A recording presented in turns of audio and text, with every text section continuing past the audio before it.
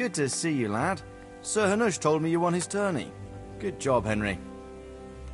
Father, can I ask you about something? Of course, Henry. I thought since we drove Toth out of the province, things would be better. I mean that the roads would be safer and so on, and, well, that's not entirely the case. Ah, the naivety of youth. Driving him out of the province was only the start. He left a lot of cutthroats behind, and they'll be sticking to their trade. What's more, as long as there's a war going on, problems like this will keep coming up. Well, what can we do about it? Not an awful lot, unfortunately. My garrison is a shamble these days. I lost most of my men in Skalitz, and what I'm left with after Pribyslavitz is hardly enough even to guard Pigstein. Let alone guarding the roads and patrolling the rest of the province. I simply don't have the men. Uh-huh. I understand. That is, I didn't have the men. As it happens, you've come at just the right time. Recently, I asked an old acquaintance for help. Sir Kuno of Rickwald and his mercenary band. The men who ride with him are a rough lot, mostly former convicts, but they're as capable as any squad of soldiers. Well, excuse me for being so bold, but there's plenty of mercenaries around. Surely you can find a more respectable band? You have a point, lad, but I'd like to tell you I talked to Kuno because I trust him. But actually my reasons are of a more pragmatic nature.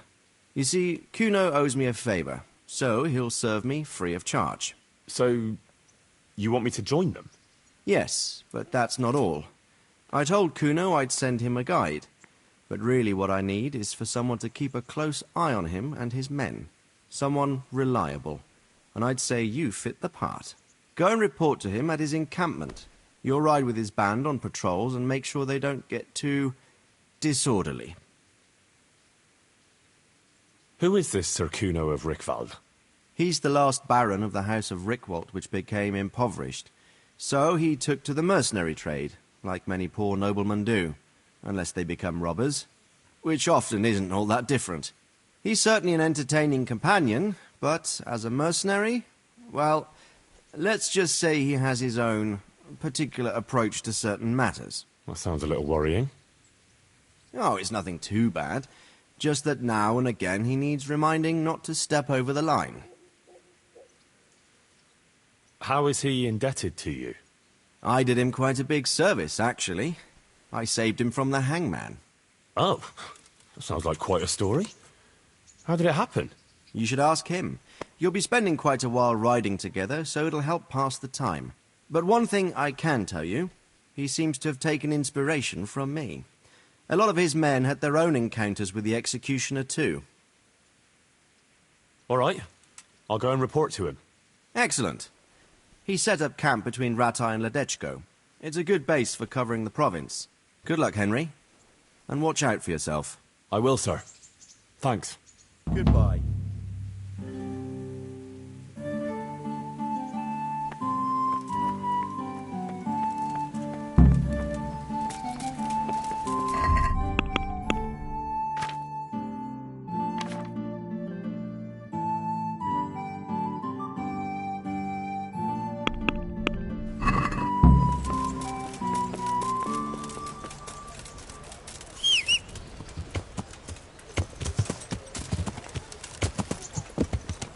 Yeah.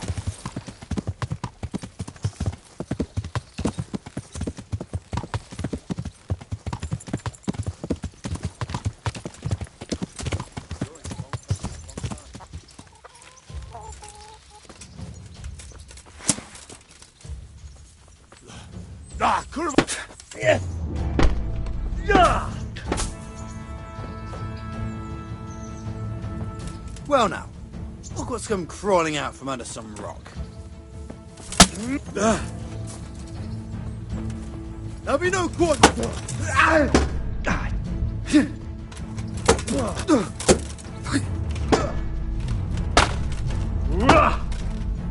Kurwa! No. Shit!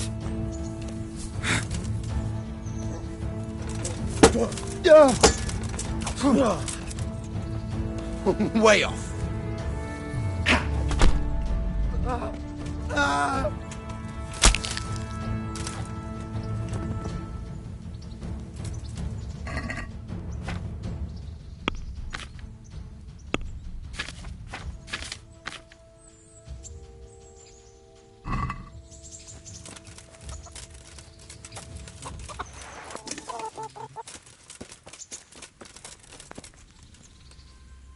God grant you health. I'd like to make use of the bathhouse's services. And what is it you'd like?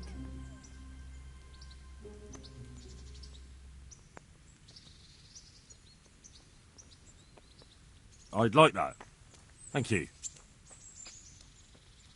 I'm sure you'll be extremely satisfied. Good luck, then.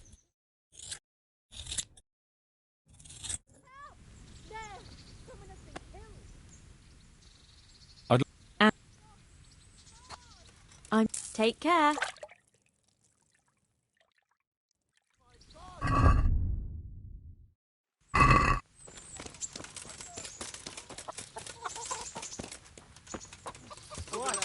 Help! There's a corpse here!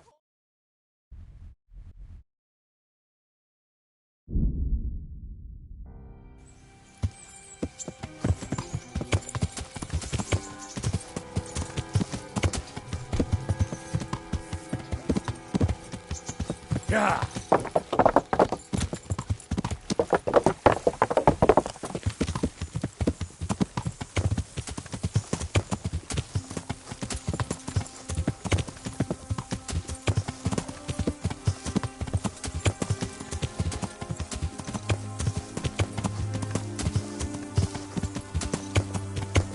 Yeah!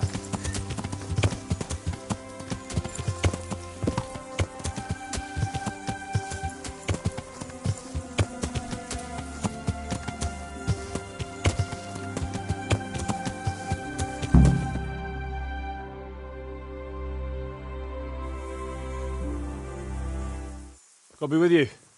I'm looking for Sakuno.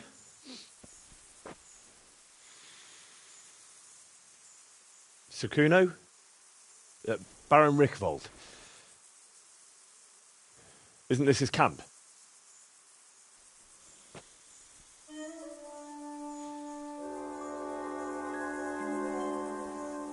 You won't get nothing out of him. You must be Radzig's man. I heard he was supposed to send someone. Yes, Sir Radzig sent me as a guide. I'm Henry. I'm Jakey.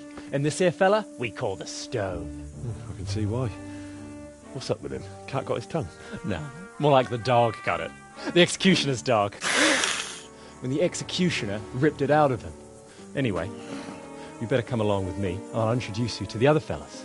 And the chief.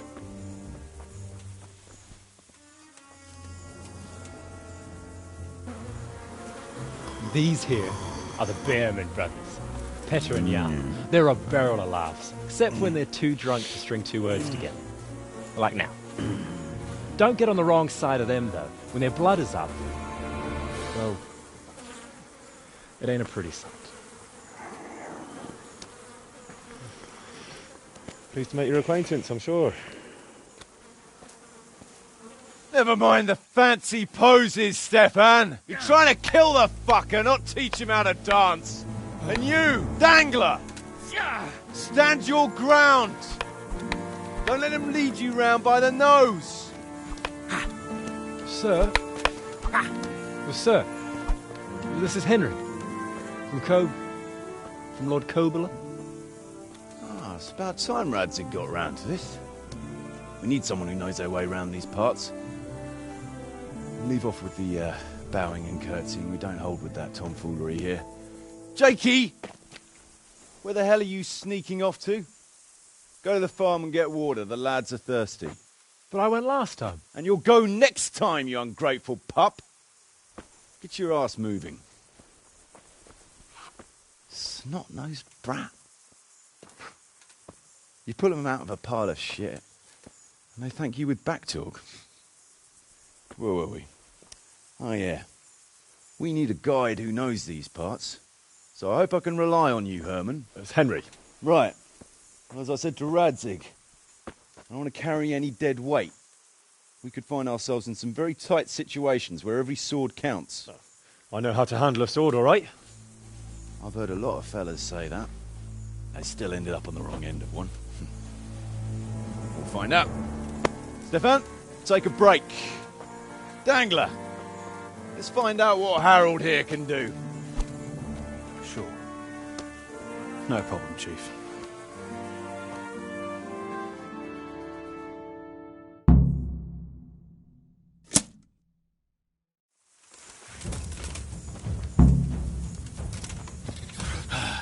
What's up?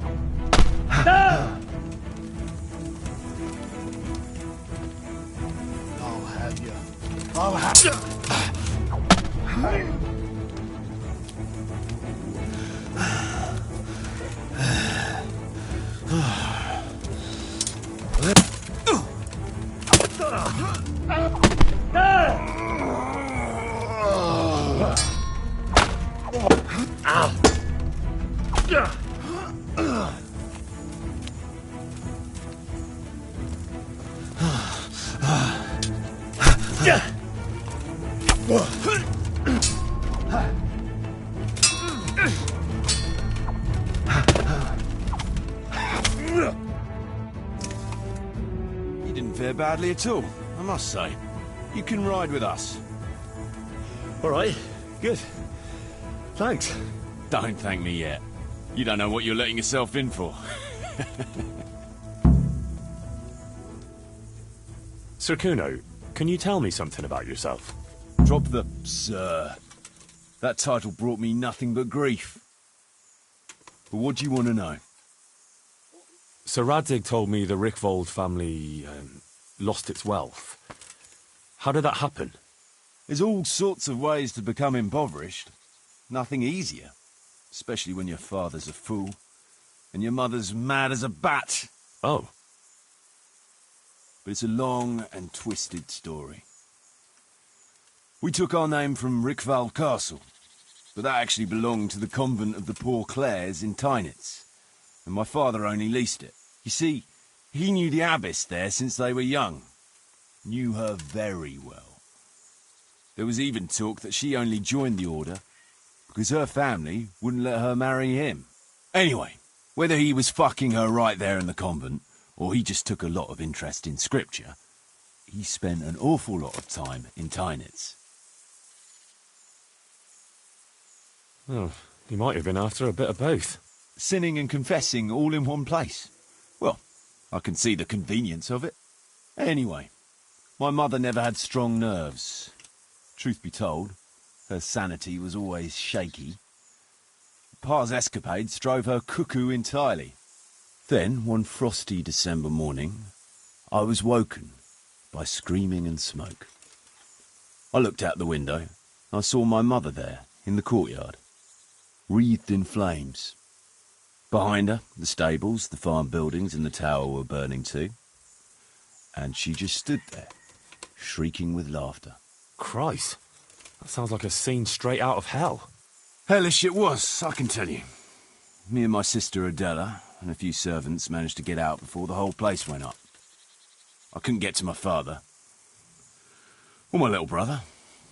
Poor lad was only 7. My sister and I were left destitute after the fire. Then my cousin, Adam of Drevich, took us into his castle. A few weeks later, he offered to buy what was left of our estates and sell me a small fortress near a Kovnik. It was a great relief. We suddenly had some hope of a future again. So I told my sister about it. and it was the biggest mistake of my life. A week later, the two of them announced to me they were getting married. And all that was left of our estates, lands, woods, villages, Adela was to get it all as her dowry. But surely that was for you to decide. You were the head of the family, right? Aye. Only I barely had 17 years under my belt, and I'd just lost everything. Of course, I argued with them, and that was the only excuse they needed to kick me out of Drevich too. That's pretty harsh. You're telling me. But I'm not complaining. As my pa always used to say, if you can turn your hand to something, you'll never be lost. I doubt it ever crossed his mind how often I'd remember those words. What about your debt to Sir Radzig? How did that come about? A twist of fate, lad. I was fighting in the hostilities between the House of Schallenberg and the town of Colleen. Some trade dispute it was, and I fought under the Schallenberg colours. In the end, the two sides negotiated a truce, and I rode to Colleen with the delegation that was to parley there. We stopped off at an inn on the way, and it was there that I met Radzig Kobyla. I could tell at first sight he was a man after my own heart. A likeable rogue, with a sharp mind and a merry soul. We spent the whole night drinking together and talking, and in the morning we set off together, with sore heads, but in good temper, since he was travelling the Colleen same as I was. Only, once we reached the city gates, they arrested me on the spot. Seems the burghers had it in for me, since I'd been making their lives hell for a good 6 months. On the other hand, I was a member of the peace delegation, so by rights, they shouldn't have even looked at me sideways. And then it hit me why Radzig was there. Colleen is a royal city, so he was there to represent the king's interests. I see. So he was on the other side. That's right. Anyway, they threw me in a dungeon, and a few days later word reached me that the Schallenbergs had reached an agreement with the burghers. Only part of the deal was they would give them my head. And I'd surely have ended my days swinging from the town battlements if it hadn't been for Radzig. He liked me, and he could see it was a dirty trick, so he somehow squared things with the city council. Lucky for you. Indeed. I owe my life to Radzig, and I'll never forget it. He's asked me twice before for help. This is the third time, and how could I refuse him? Sir Radzig told me the Rickvold family lost its wealth. How did that happen? There's all sorts of ways to become impoverished. Nothing easier, especially when your father's a fool and your mother's mad as a bat. Oh. But it's a long and twisted story. We took our name from Rickval Castle, but that actually belonged to the convent of the Poor Clares in Tynitz, and my father only leased it. You see, he knew the abbess there since they were young. Knew her very well. There was even talk that she only joined the order because her family wouldn't let her marry him. Anyway, whether he was fucking her right there in the convent, or he just took a lot of interest in scripture, he spent an awful lot of time in Tynitz. Well, nobles can be very devout sometimes. Not my old man. He cursed like a tanner's hand. More than once, he threatened to take a whip to our parish priest. Anyway, my mother never had strong nerves. Truth be told, her sanity was always shaky. Pa's escapades drove her cuckoo entirely. Then, one frosty December morning, I was woken by screaming and smoke. I looked out the window. I saw my mother there, in the courtyard, wreathed in flames. Behind her, the stables, the farm buildings and the tower were burning too. And she just stood there, shrieking with laughter. Christ, that sounds like a scene straight out of hell. Hellish it was, I can tell you. Me and my sister Adela and a few servants managed to get out before the whole place went up. I couldn't get to my father. Or my little brother. Poor lad was only 7. My sister and I were left destitute after the fire. Then my cousin, Adam of Drevich, took us into his castle. A few weeks later, he offered to buy what was left of our estates and sell me a small fortress near a Kovnik. It was a great relief. We suddenly had some hope of a future again. So I told my sister about it. And it was the biggest mistake of my life. A week later, the two of them announced to me they were getting married.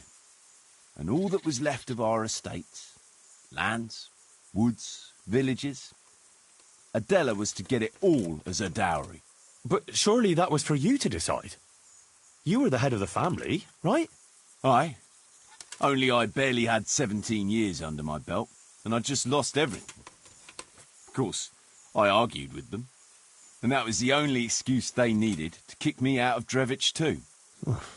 That's pretty harsh. You're telling me. But I'm not complaining. As my pa always used to say, if you can turn your hand to something, you'll never be lost. I doubt it ever crossed his mind how often I'd remember those words. I'd like to ask about your men. Ask away. What about the fellow they call Dangler? I've never ridden with a better man, I can tell you. He doesn't say a lot, but for that, he listens all the better. Nothing escapes him. So he scouts for you? Not just that. It's happened more than once. I was closing a deal with someone, and Dangler told me after that he didn't like the smell of the fella nearly every time he was right, and the fellow tried to stab me in the back afterwards.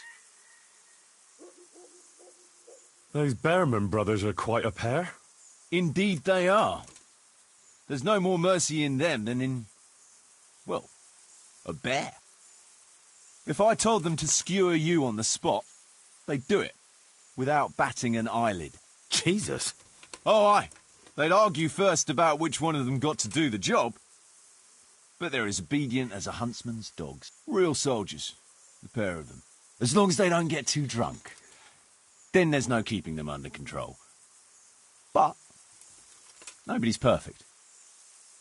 What can you tell me about Stefan? Fletching? For one thing, he's a very resourceful fellow.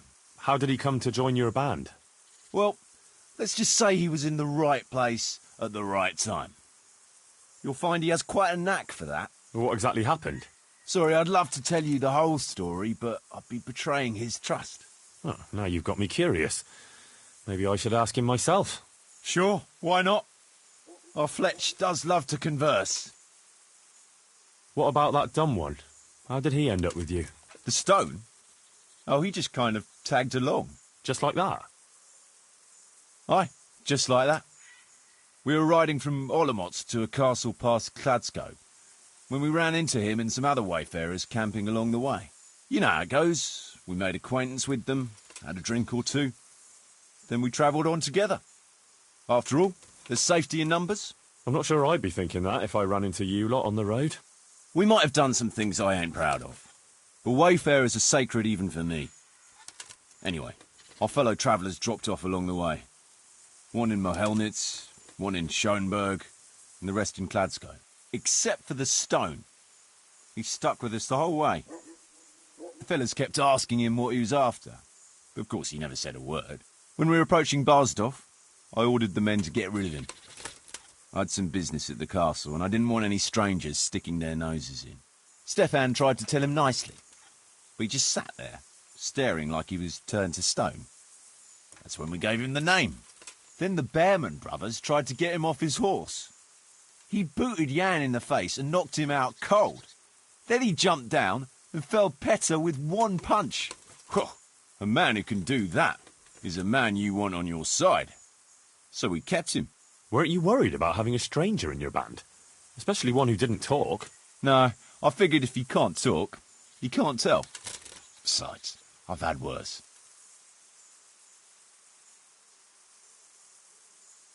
Should we ride out? Aye, we ought to set out on patrol about now. Hope you've got your kit ready and whatnot. I'd like to head to the north. Is there anything interesting that way? North of here, Samapesh and Merhoyed are that way, and Talmberg is a bit further on. There's stables in Merhoyed. I wouldn't mind paying a visit to those stables. We can go through there. And from there? From there, we'll follow our noses. Something interesting is sure to turn up. I feel it in my bones. Mount up and let's go. Sure.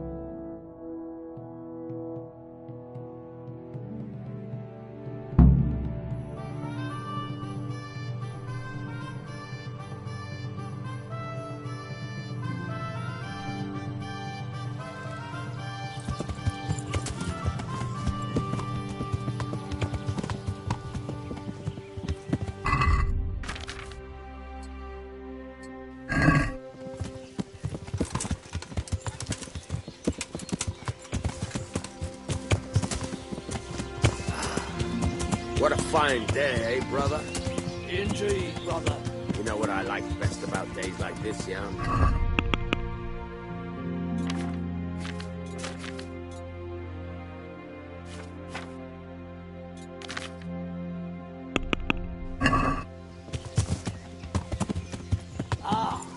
Like the rounded hills, rising, all soft and pink, sunlight. And the fertile valley below, spreading wide and inviting. Dew glistening in a mossy hollow.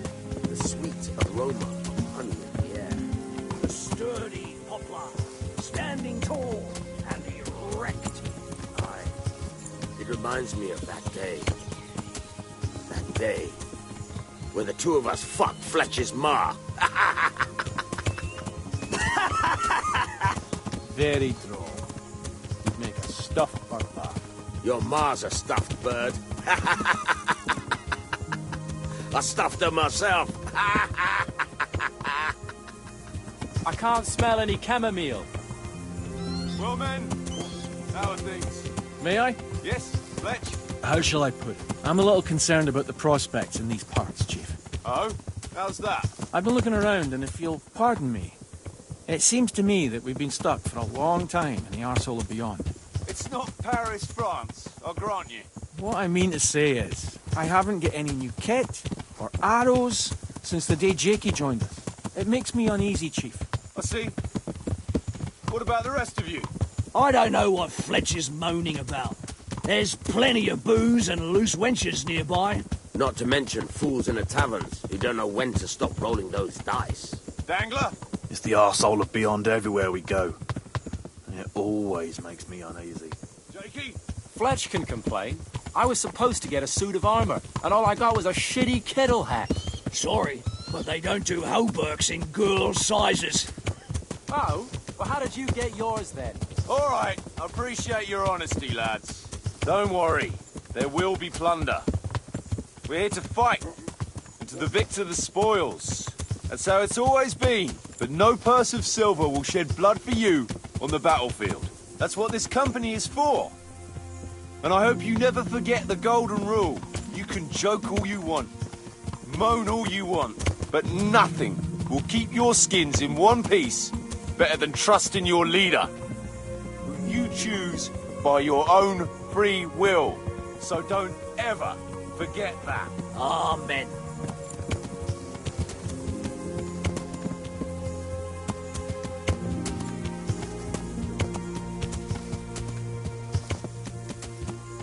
Chief, I think there's something going on over there. Let's go! Behind me, and keep your eyes peeled.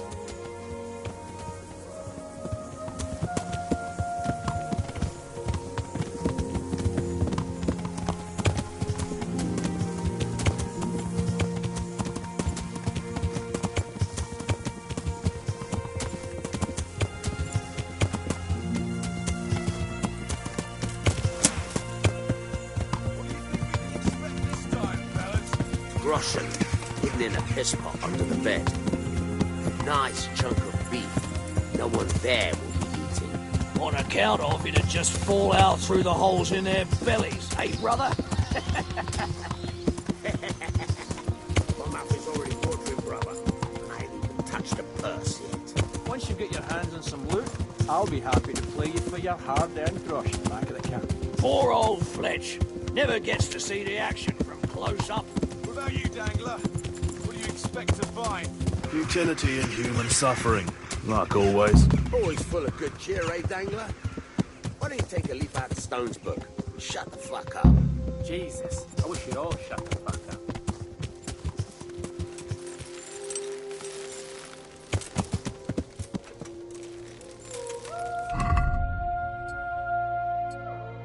Someone hiding out here still. Look for clues and question the survivors, if there are any.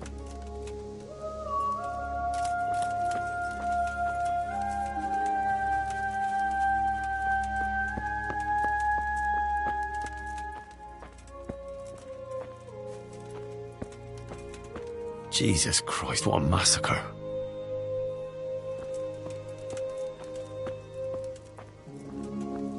No signs of resistance. They simply slaughtered them like animals. Looks like it happened fast. God almighty. They weren't even armed.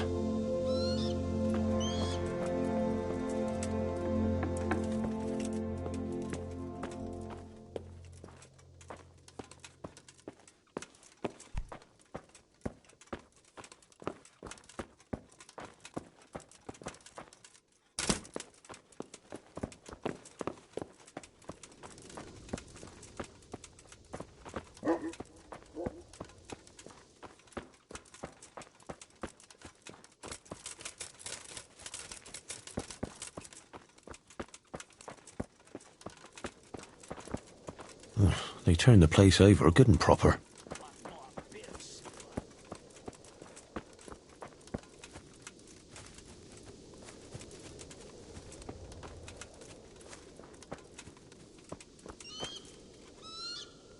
Well, this'll come in handy.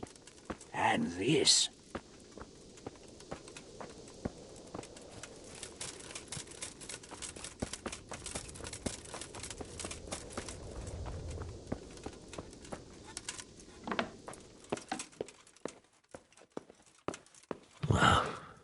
Poor wretch.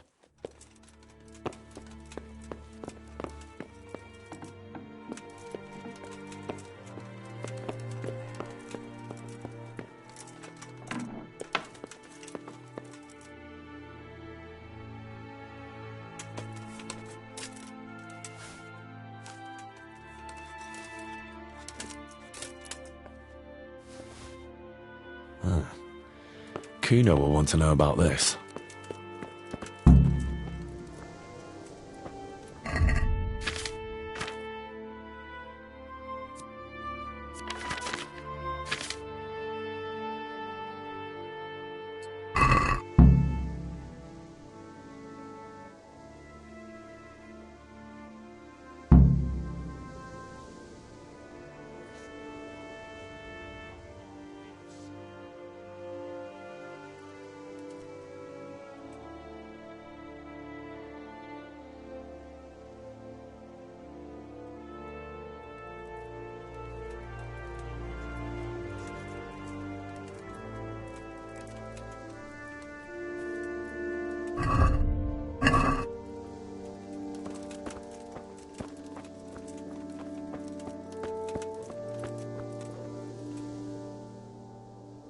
I found this shield in a shed along with a letter. Seems like someone left us a message. Show me that. I know that crest. It's the House of Zul. A dangerous lot, God's truth. I don't think we'll find anything else here. We'll stay here a while, just in case. And you should go and report to Radzig what happened.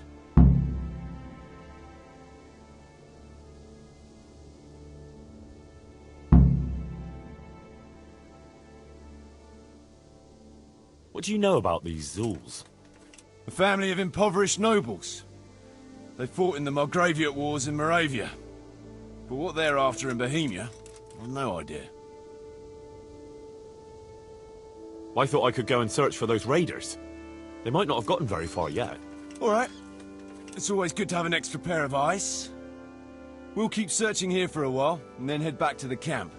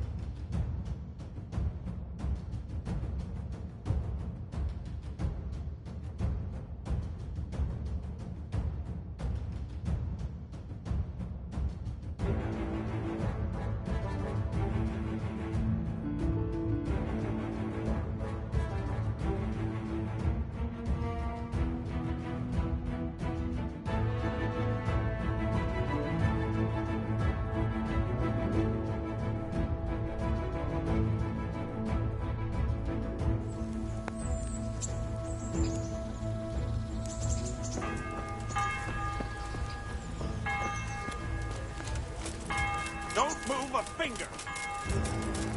Surrender! You there! Committed a Stop it! violation! You're under arrest! You! Stop right there you are! Surrender! Got you scum! And now you'll pay for the murder you committed. It's jail for you, and I hope you rot there. Oh, come on, my friend. You know I'm in the service of Sir Radzig Cobbler, don't you? Try your fairy tales on someone else.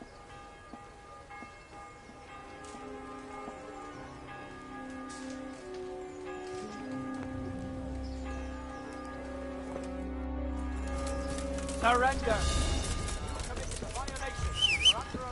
I'll slaughter you!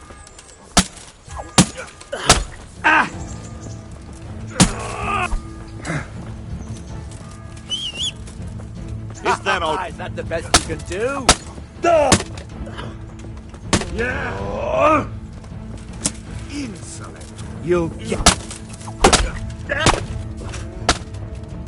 No kurwa!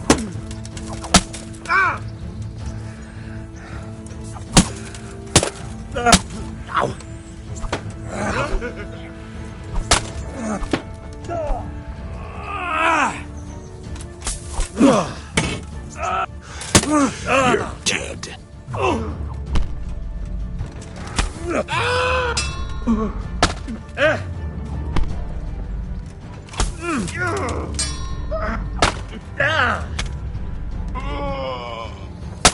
Gone weak at the knees, have you?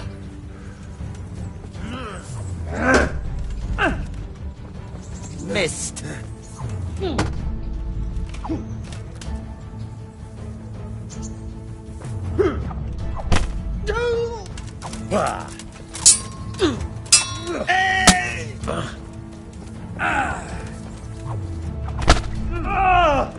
Come on, poor son.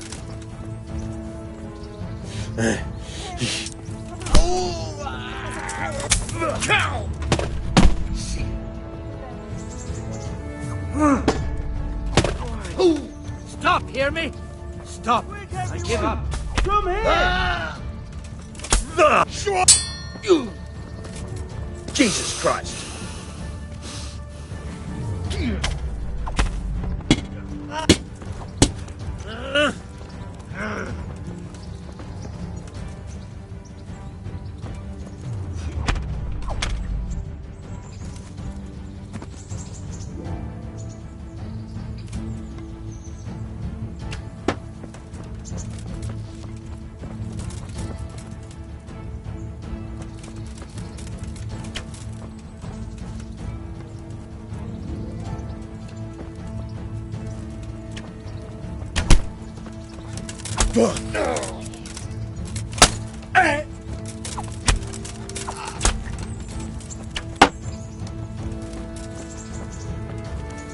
Oh no! Hey, there's a dead person lying here! God! Guard, quick! There's a corpse there!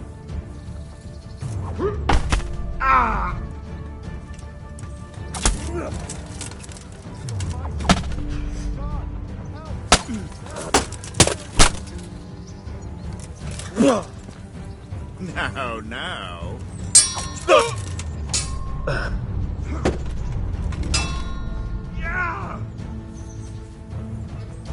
Blood will...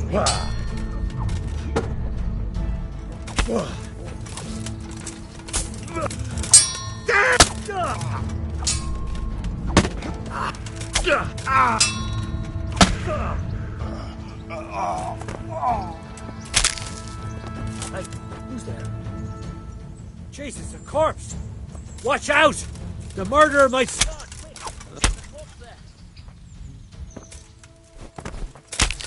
Jesus Christ!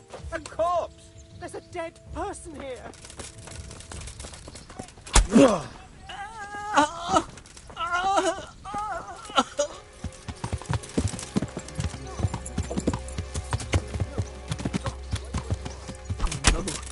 Oh my god, no!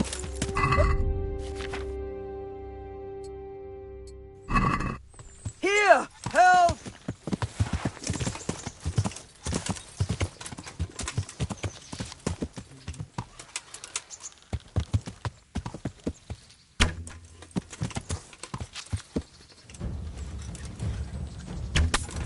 Yeah. Bring it on.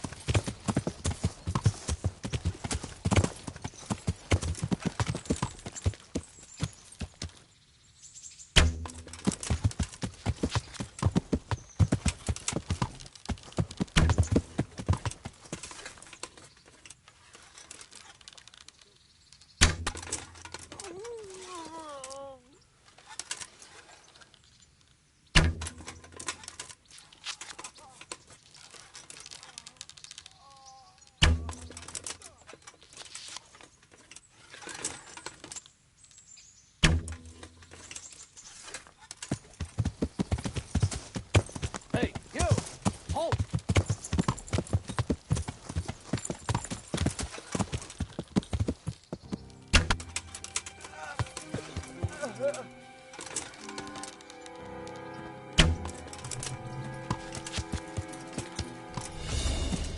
Yeah.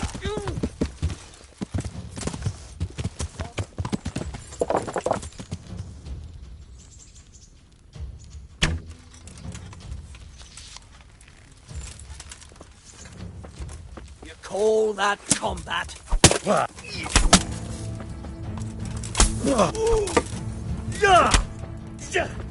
I'm going to enjoy this. Goddamn!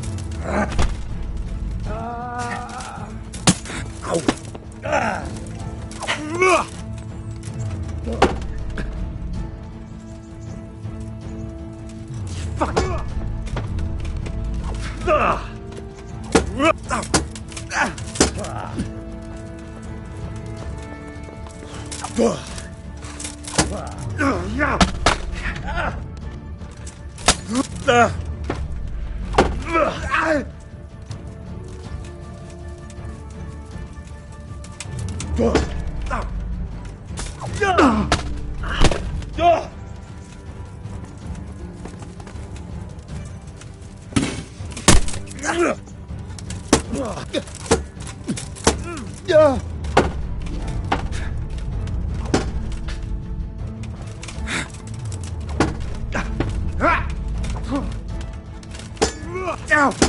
Ah!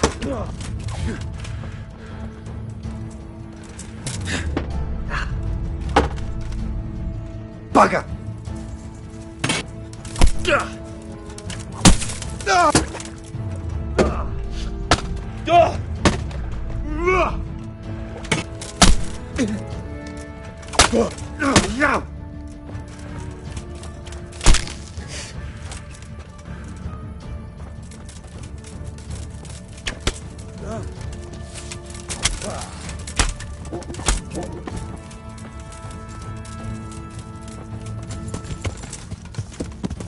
Yeah.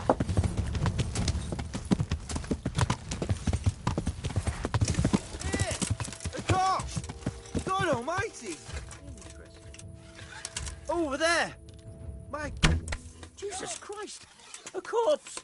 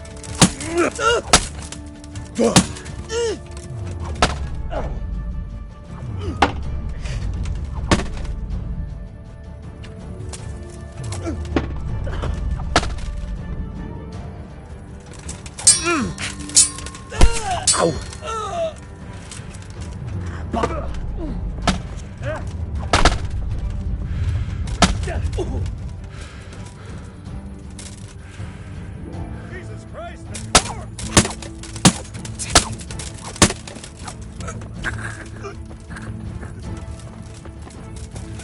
Jesus, a corpse! Watch out! The murderer might still be somewhere around!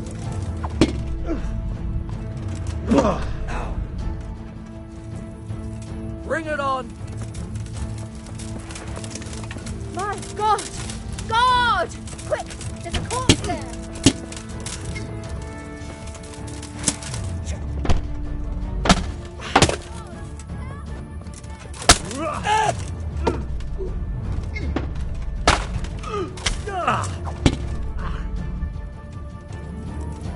You there! You get what for? Stop!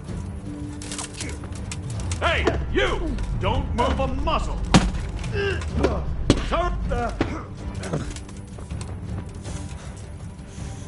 I'm...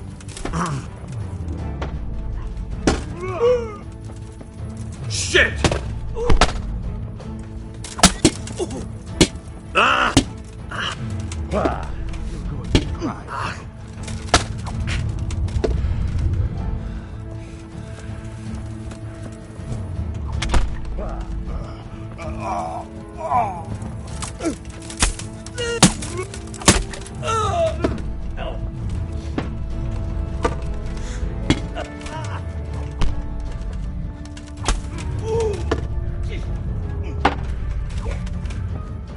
Way off!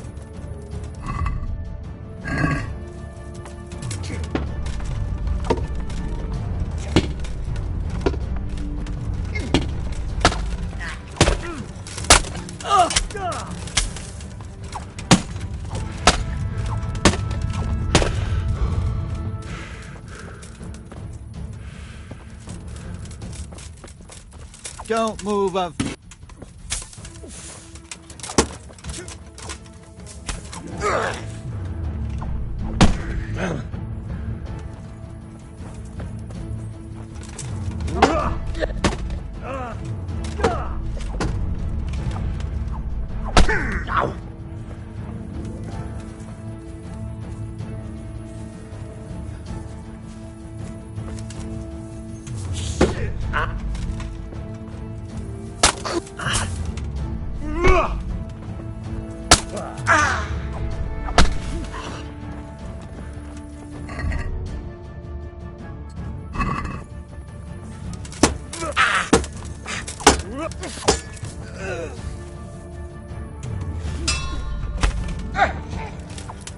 Fucker!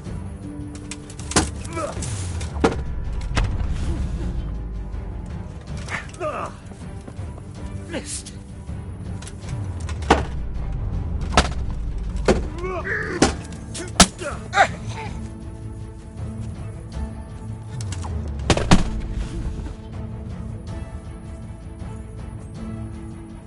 Come and get it.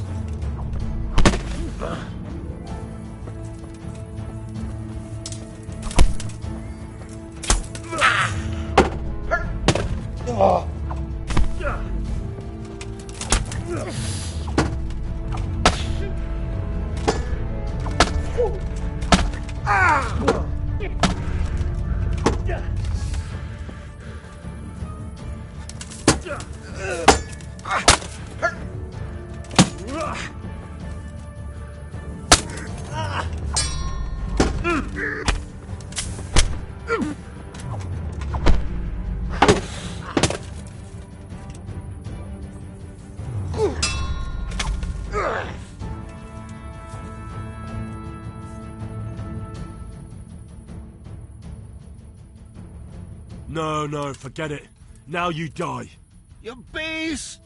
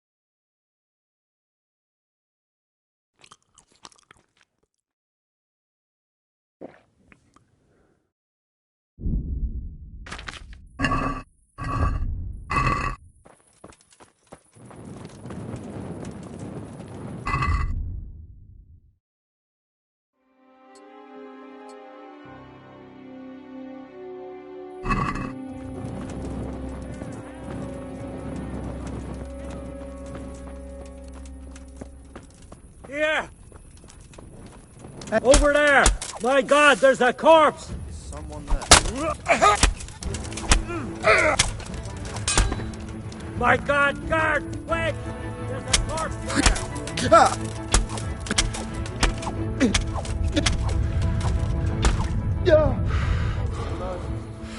Christ almighty! There, help!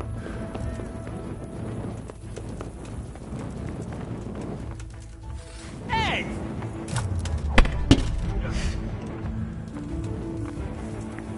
What's up? Shit yourself?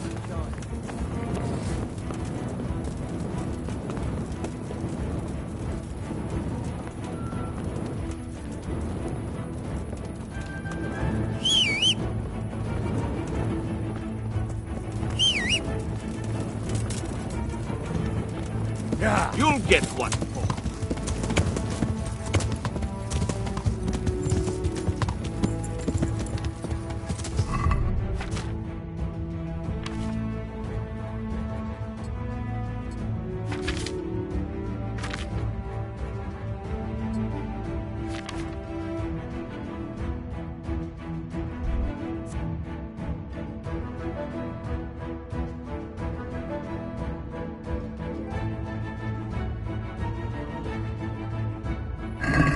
Yeah.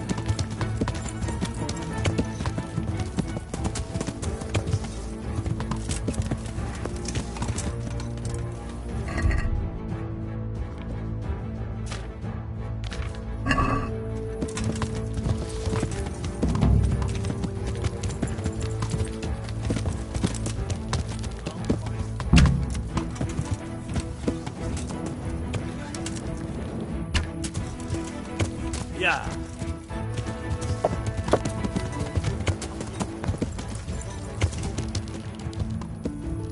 Yeah. Oh my God! Over there! My God! There's a corpse! Yeah.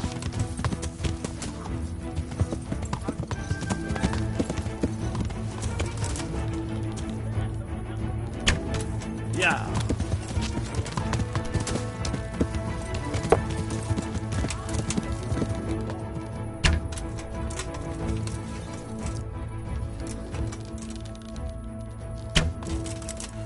Christ almighty, God, help! There, someone's been killed!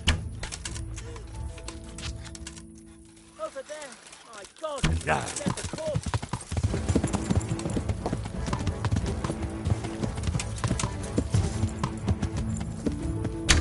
Christ almighty! Guard, help! There, someone's been killed! Anyone? There! Here! Yeah. Corpse!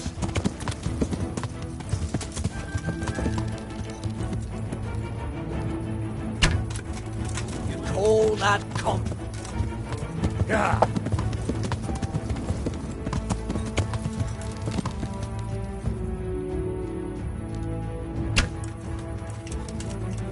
What's the matter? Come on!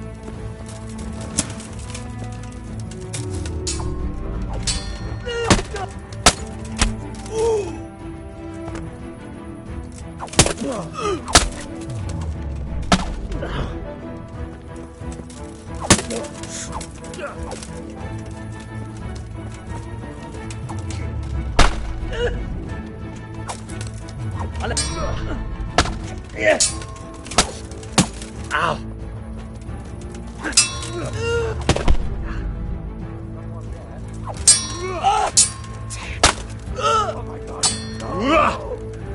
Over there! My God! There's a corpse! Here! Help! Come here, quick! Alarm! Damn it! Alarm!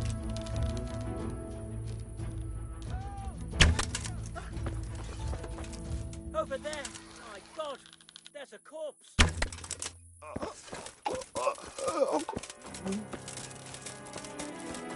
My God! God, quick!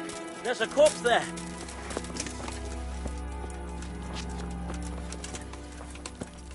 Oh my God, people! There's a corpse here! Christ almighty! God, help! Oh no! Hey, there's a dead person lying here! Oh my God! Quick! There's a corpse there! For God's sake! There! Over there! There! Someone's got killed! Over there! There's a corpse there! My God! Over there! Hey!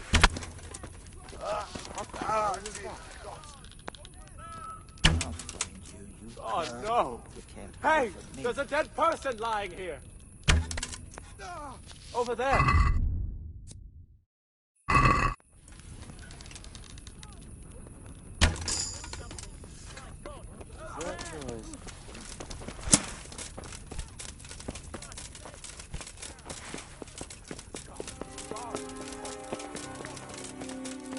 Hey! You! Halt! Surrender! Hey, who's there?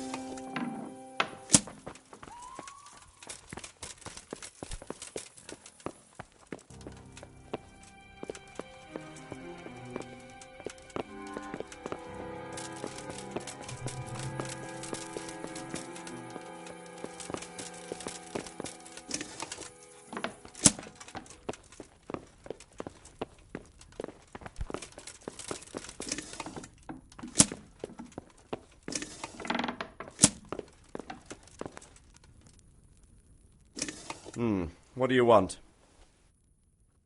Sir, I'm afraid I have some bad news.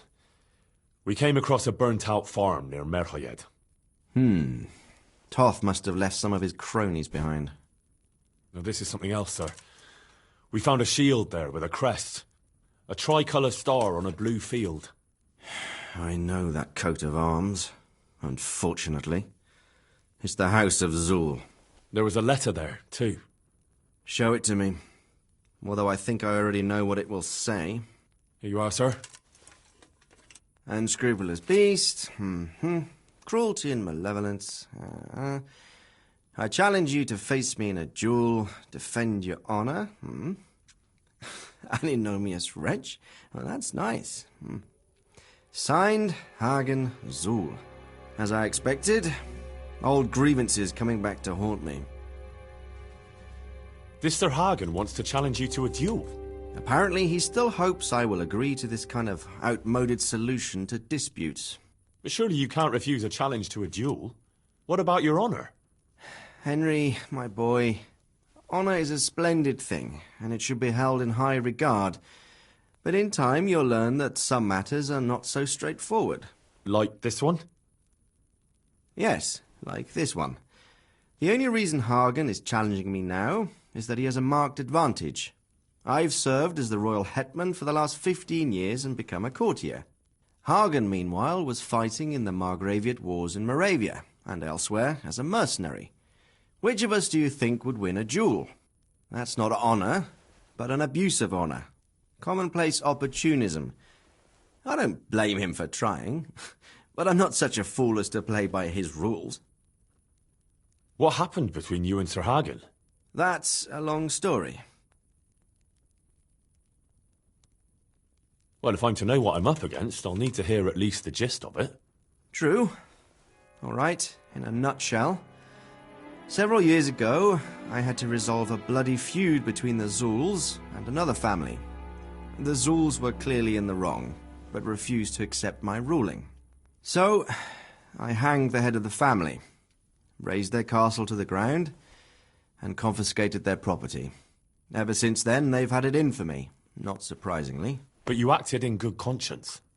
Yes, although in retrospect it might seem excessively harsh. And it doesn't help that the other family is related to mine.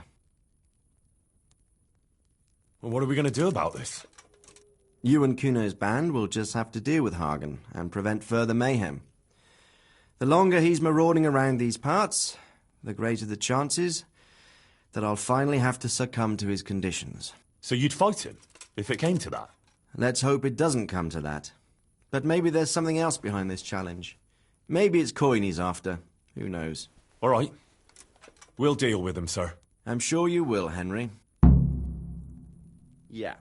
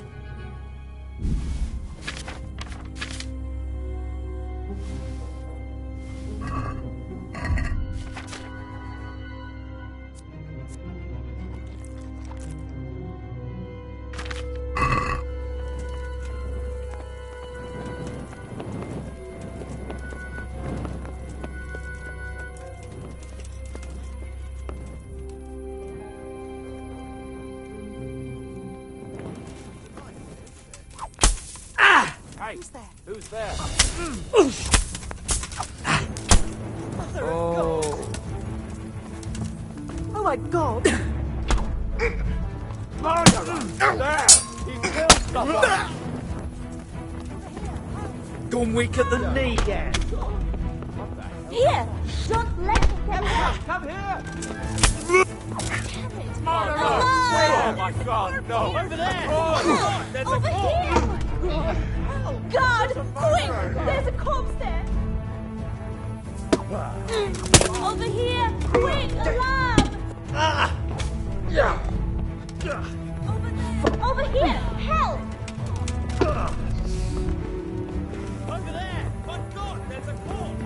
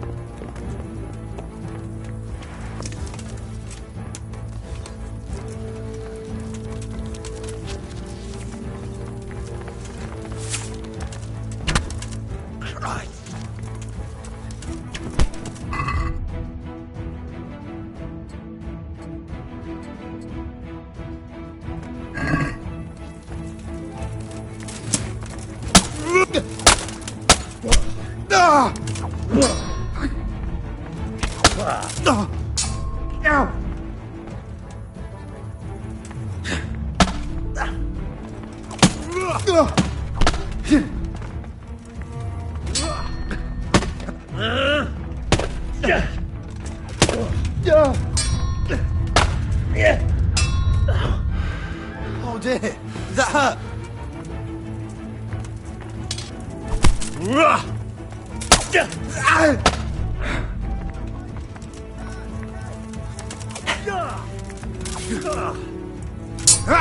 Don't move a finger. You there, stop! You, stop right where you are.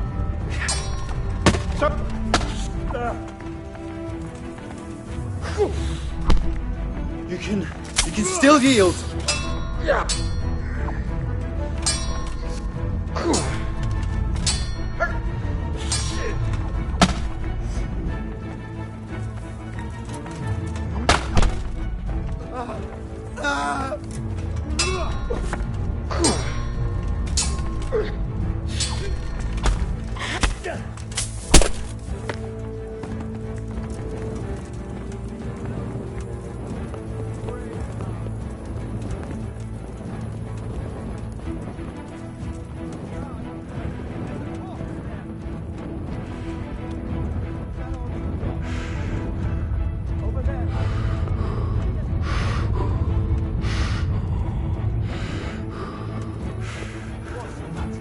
Come on.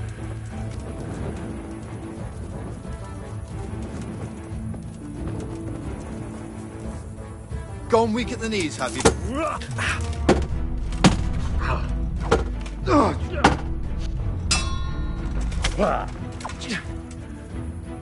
I'm over here.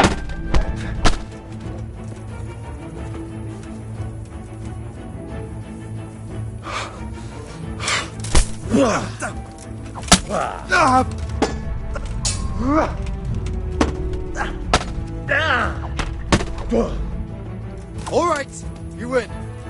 I surrender. I'm in no mood for talk. You're dead. Cover!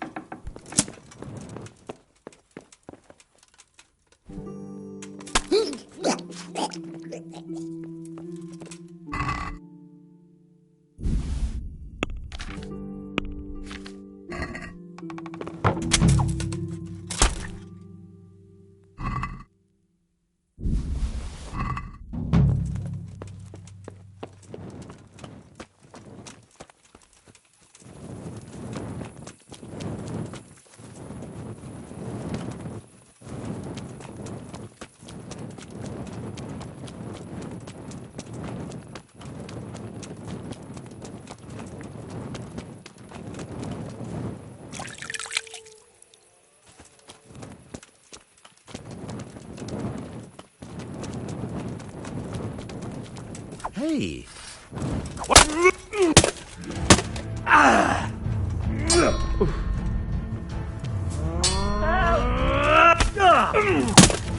Somebody help! You call that comfort? Take that. Yeah, but... Follow.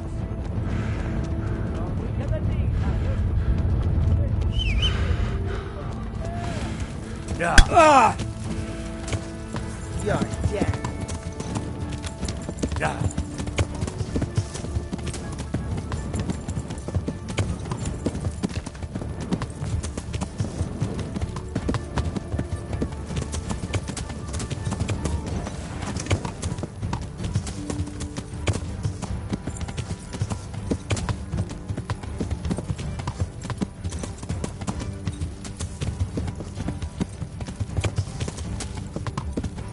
Yeah.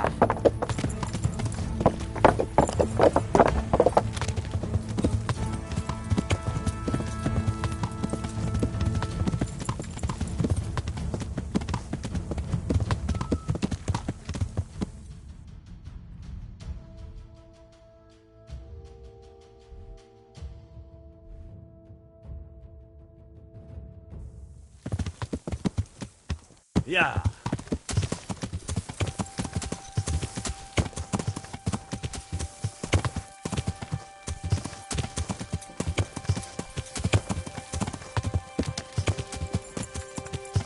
Yeah.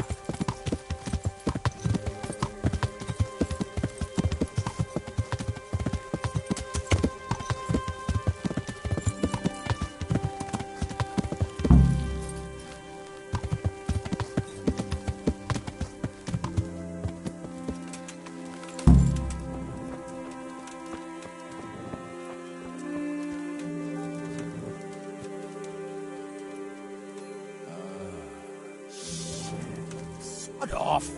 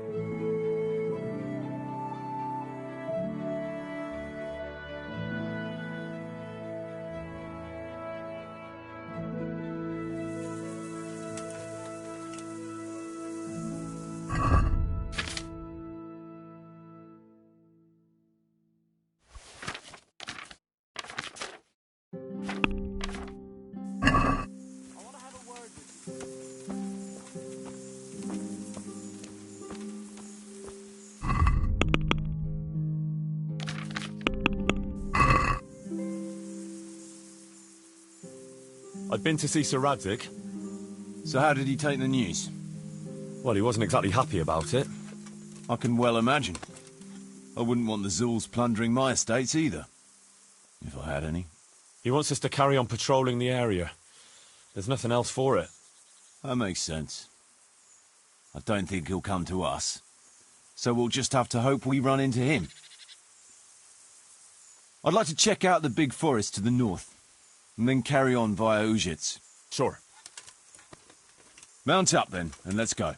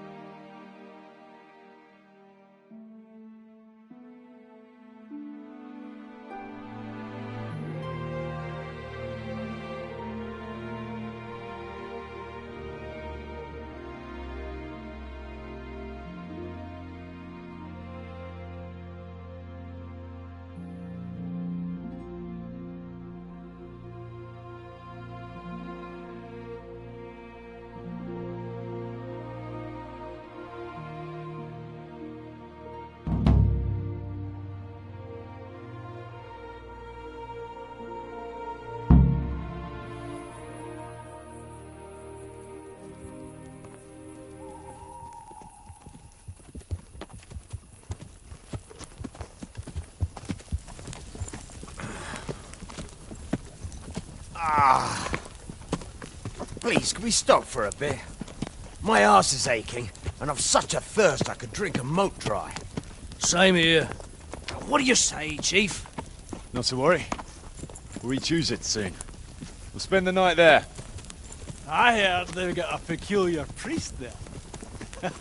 They say he drinks like the devil himself. There's nothing strange about that. Every other man of the cloth is a swill pot. Or a lecher. Or both.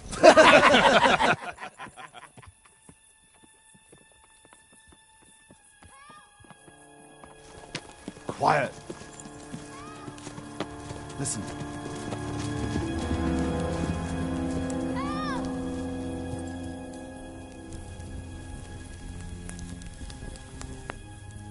For the love of God, help!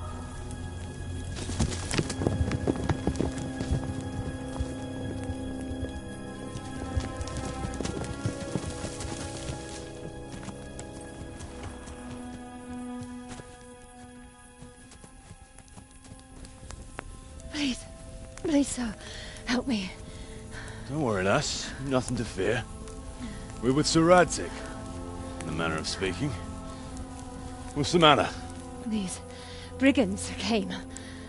The menfolk fled and left us there. They started pillaging the place, drinking whatever they could find and smashing things. I ran off, but the other girls, You've got to save them. Please, I beg you. Easy, lass.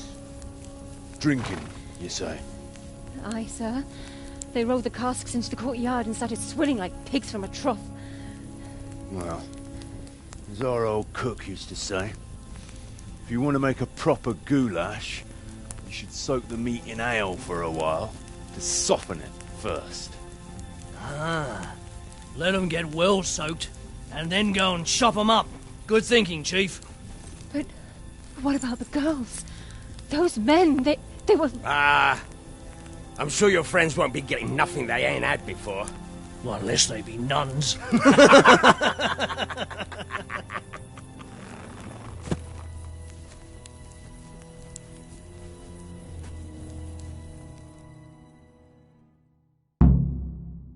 Kuno, the girl's right. If we delay, her friends will pay the price for it. I appreciate your advice, Henry.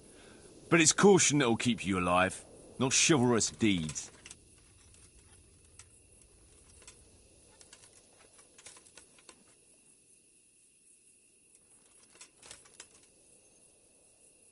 How do you think Sir Radzig will look if you let that happen?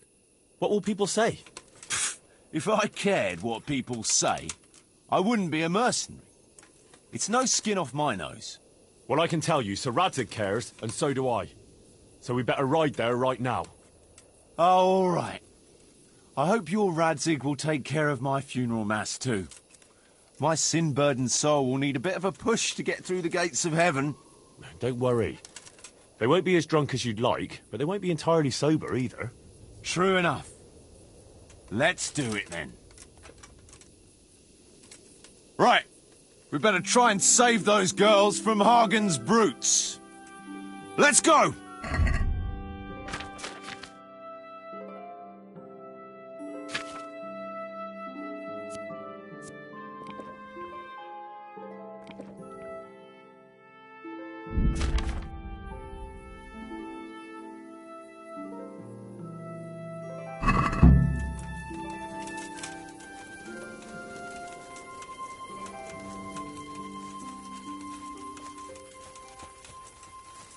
Who wants their back covered? My right arm is stiff since last night. Cover that side for me. It's all in the wrist, Dangler. And best to take off your gauntlet first, so as not to do yourself an injury. Still, it's always good to have your helmet well polished before battle. Thanks for the invaluable advice, bro.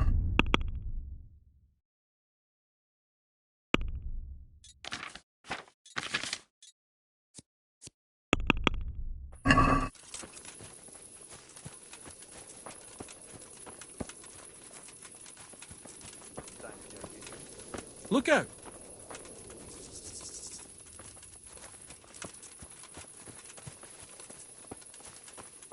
Fuck! What's up, brother? Heart in your mouth. Jesus, what the... Fuck! It's a sign from God, Petter. A foretaste of what we'll do with the liquid loot we take from the foe. Shit. I wanted to charge them with a terrifying roar. There'll be no more wine flowing here. Now it's your blood that will stain the ground.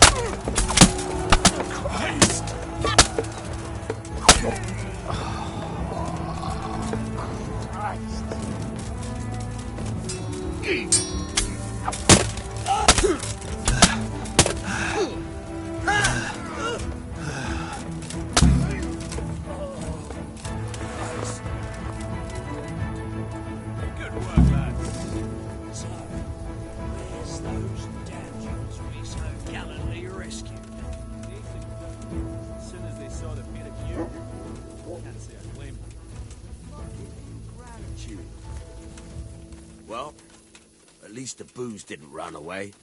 Booze will never let you down. So grab some tankards, and let's get to it. We've a long way to go to finish the job.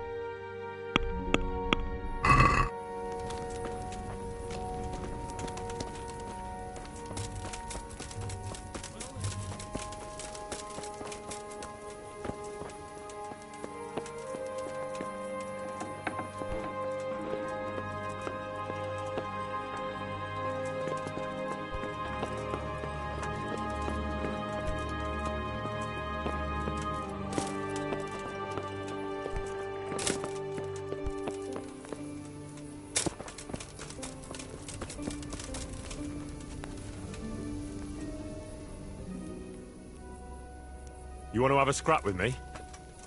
Scrap? That's putting it in vulgar terms.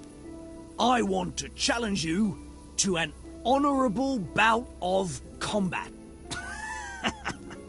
You've nothing better to do right now anyway.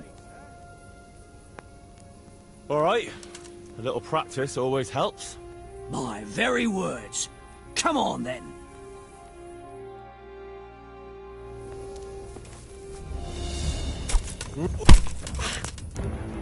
God damn! What?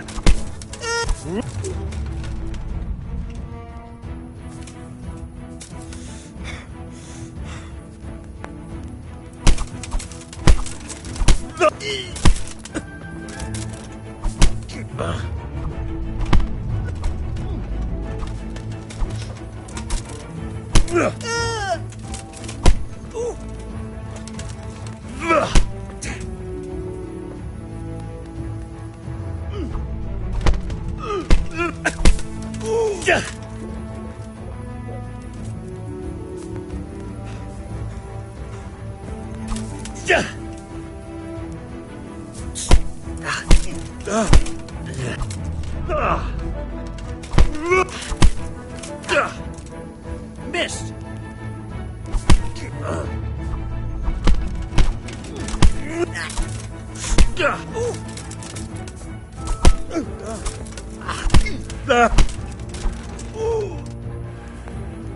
Fucking hell.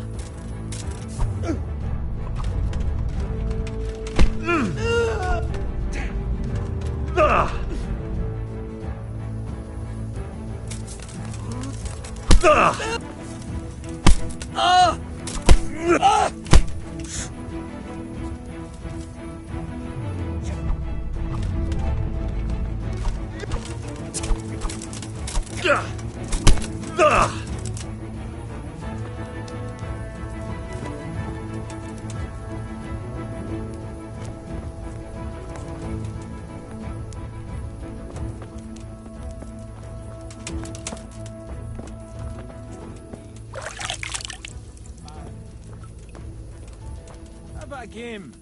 I'll lend you my dice, cop. I used to sit there every day. I've noticed that. The water stank, anyway. The whole fucking Elb stinks. Especially by the mill. But the millmaid's there. Jesus. A little friendly game, what'd you say?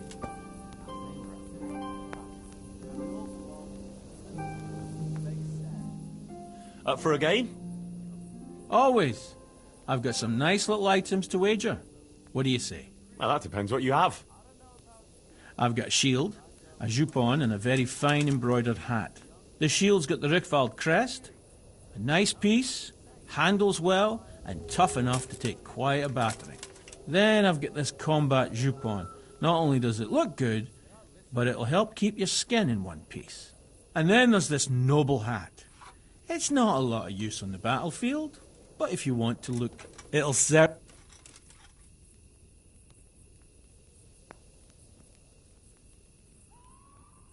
I like the sound of that shield. I'll play you for that. All right, but what will you wager? After all, fine. This should be enough, right? That'll do me.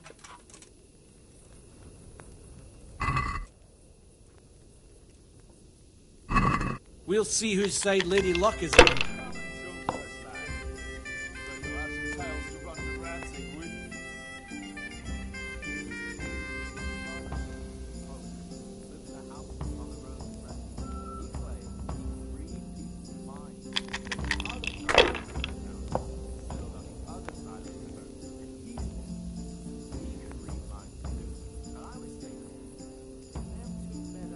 If I was in your shoes, I'd pass while the going is good.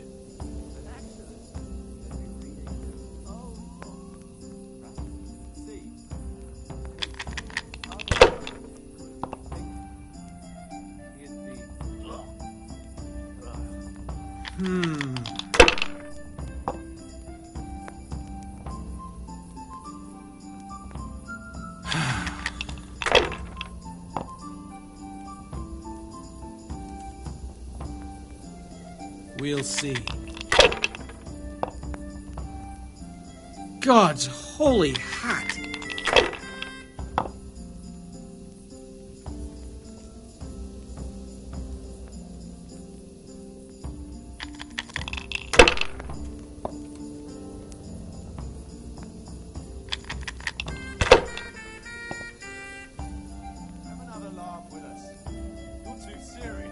That's it.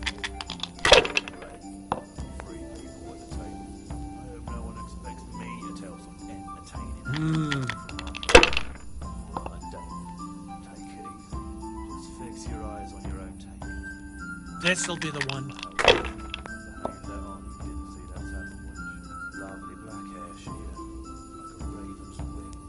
Now you.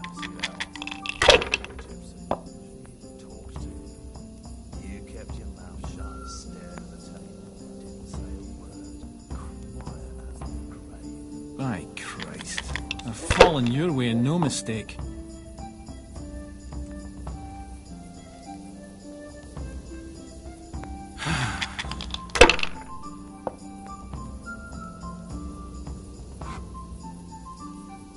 We'll see.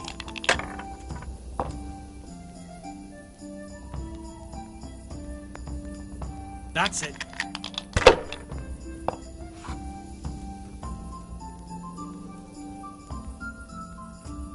No point in pushing it. Come and join us. You don't want wine. You can always have some milk.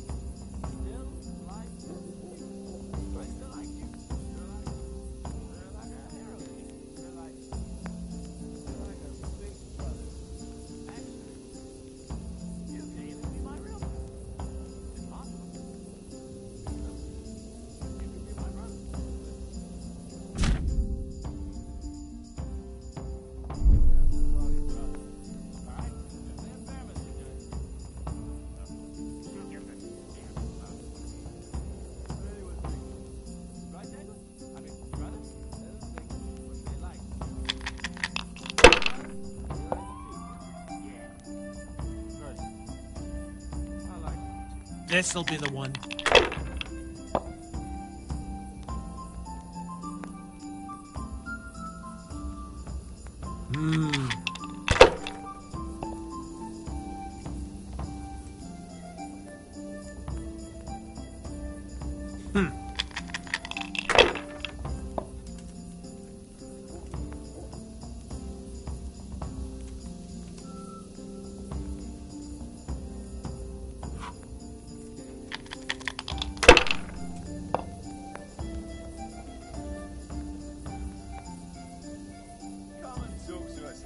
Finished. Did I tell you about how St. Clair appeared to me? There was that time in Colleen. All white she was, like she'd been rolling in flour.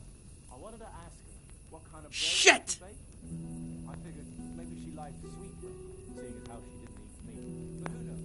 I always liked black bread. But when I went to executions, I always took a roll with me. Cheese. Or bacon. Like that time when they executed... Damn!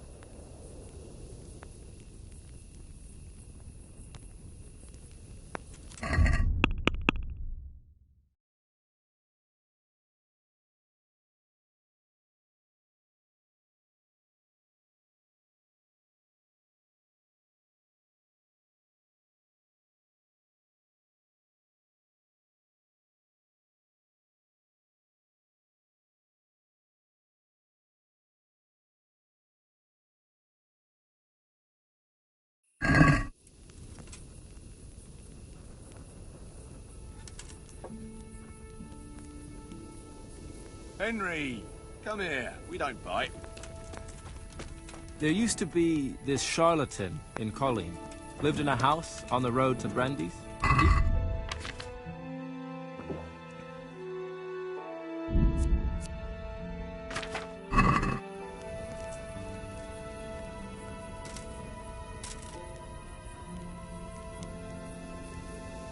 They left us some damn good booze here. As my old man used to say, the fire of battle must be quenched. Of course, the only battle he was ever in was with Ma. But still, it fits. Anyway, I hope you'll drink with us.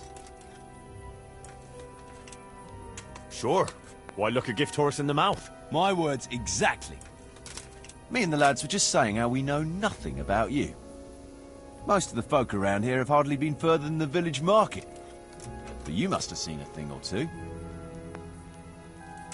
That I have. I suppose you heard about the raising of scallops. Hi, I heard. And Radzig told me you're from there. But that's probably not the kind of story to go with wine and good cheer. Have you heard of Sir Hans Capon? I heard his name mentioned in Coley. In connection with some wench, as I recall. A young dandy, eh? Yeah, that's him. He's going to inherit Ratai once he comes of age. I run some errands for him, now and again. Well, once we were at the baths together, and his lordship wanted to seduce one of the bath maids. Naturally, that's what the baths are for. Among other things. Yeah, but with Sir Hans, nothing is ever straightforward. First, I had to play strip dice. That's good. Did you win? I did, but I had to strip myself anyway to get into the tub. Only no sooner had I done so than his lordship demanded wine from the castle cellars, which is a long fucking way from there. I reckon you're a man who can't resist a challenge. If I'd been sober. I went all the way there and back in my undergarments, and no sooner was I back than he sent me to pick flowers for the girl from the castle gardens. It's starting to sound like a fairy tale with 3 wishes. Well, actually, he probably did have a third wish, but he didn't get a chance to say it. How's that? Well, I got back only to find the girl's sweetheart, some guard called Arsenballs, well, that's what Sir Hans called him, trying to drown him in the bath. Drown a nobleman over a wench. That's balls, all right. Well, Sir Hans was naked and drunk, so he didn't look very noble. Anyway, I tackled this fella and saved Sir Hans from him. It could have all got out of hand, but it ended with only a few bruises. Sir Hans never got his way with the girl, though. All that trouble for nothing. Tell us another. Do you know Talmberg? Oh, I do. It's that castle on the hill, not far from here. That's right. Sir Divish is the lord there. You might have heard he was locked up in his own castle for 7 years by another lord he had some dispute with. I remember hearing something about that. How did he get out? His wife, Lady Stephanie, managed to get justice for him in the end, with the help of the provincial council. Right. But I thought you were going to tell us something about yourself, Henry. I'm getting there. It's to do with the young Lady Stephanie. She took a liking to me and asked me to help her get some things for her cousin's wedding, which I did. And she was very, very grateful. So the lady was nice to you. That's a charming story. Not exactly bard material. No, you don't get it, Kuno. She was very grateful. What are you... No. Never. You and the lady of the castle? Yeah, it was a bit of a surprise for me, too. Are you mad? Did it cross your mind what her husband could do? No, I suppose. But I was caught up in the moment. Jesus, Henry. Let me give you a word of advice. We're not from here, so it doesn't matter much. But I wouldn't go telling that story around these parts. Of course not, don't worry. Tell us another. Once I met a very peculiar character in Sasau. He was selling amulets, relics, and all sorts of supposedly miraculous junk. Charlatan? You want to watch out for fellas like that. Indeed. But this charlatan took me on as an apprentice. The sorcerer's apprentice? You're having me on, right? No, it wasn't like that. He just wanted me to, acquire some things for him. Nothing too difficult, so I did it. What kind of things? Like a tooth from St. Procopius, for instance? What? Relics like that don't exactly grow on trees. No, of course. So instead, we settled for a tooth from some labourer called Procopius. So this fella was walking around with a mouthful of relics. How did it end up? Well, in the end, the charlatan was driven out of town by an irate mob. I was lucky they didn't lynch me instead. Nobody likes a swindler, that's for sure. A nice story, but let's just drink.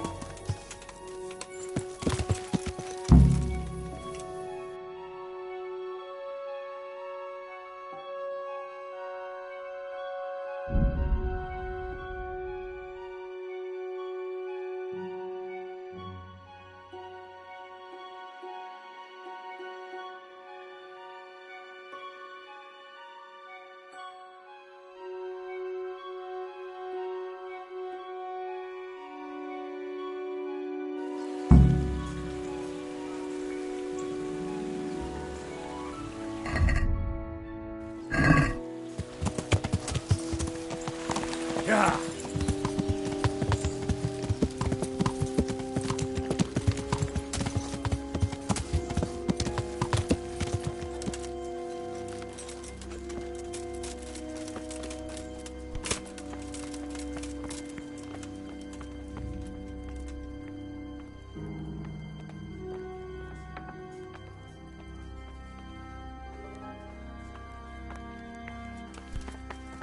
Huh?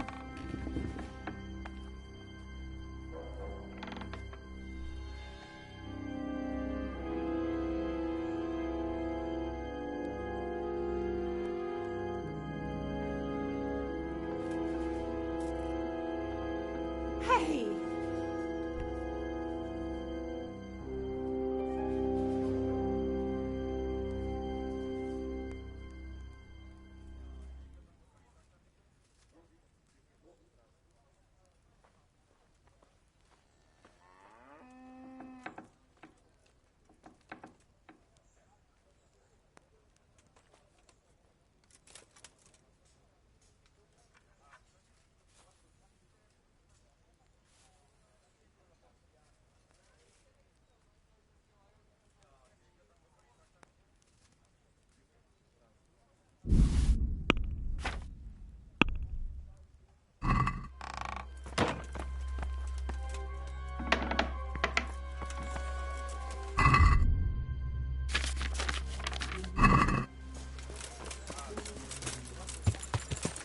Hey, Yeah. don't move a muscle.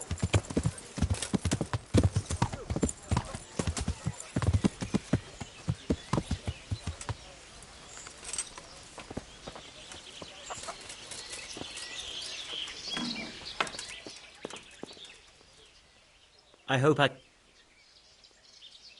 care now.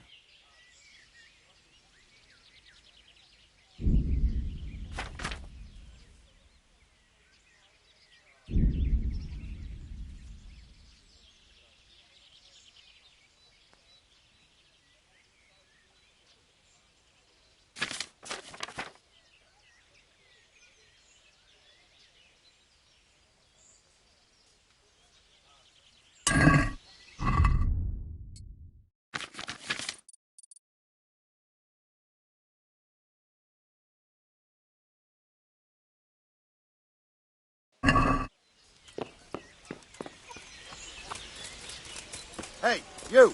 Don't move a muscle. Surrender! Got you, you murdering swine.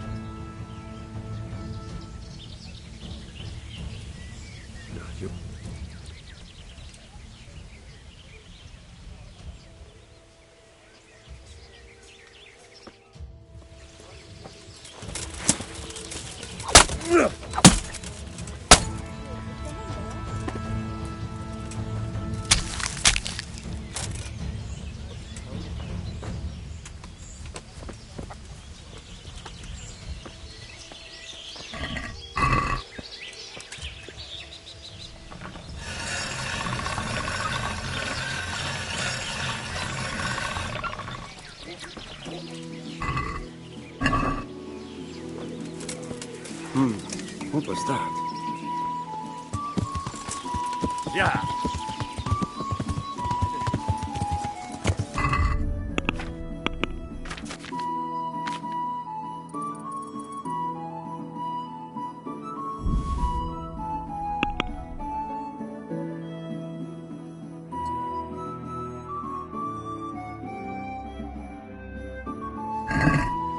Yeah.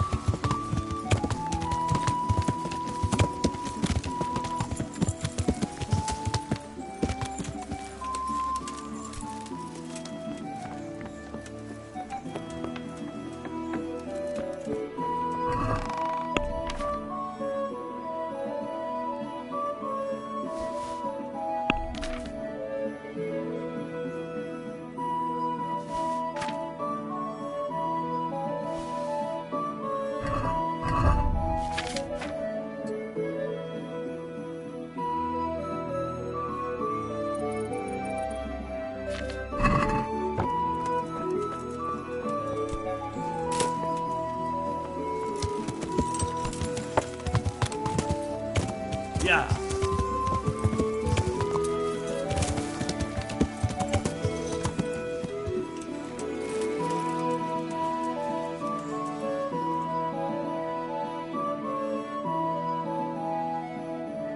Master Bailiff. You're new here, aren't you? Welcome. Yes, sir. Thank you, sir. Sylvester is my name. I got here just this very day and came looking for you right away. I heard you was looking for handy tradesmen, see? True, but it depends what you can do. I'm a baker, sir, and if I may be so bold, one of the best there is. Good. We don't have a baker yet. So, tell me something about yourself. I'll tell you, Master Bailiff, but only on one condition. That what I say will remain only between the two of us till Judgment Day. Sorry, but I can't promise you anything of the sort. What if you turn out to be a wanted outlaw or murderer fleeing the law? Me, sir? No. I only wanted to be honest and forthcoming, like. But I ought to have kept my beak shut. But we'll have it your way, Master Bailiff. Farewell.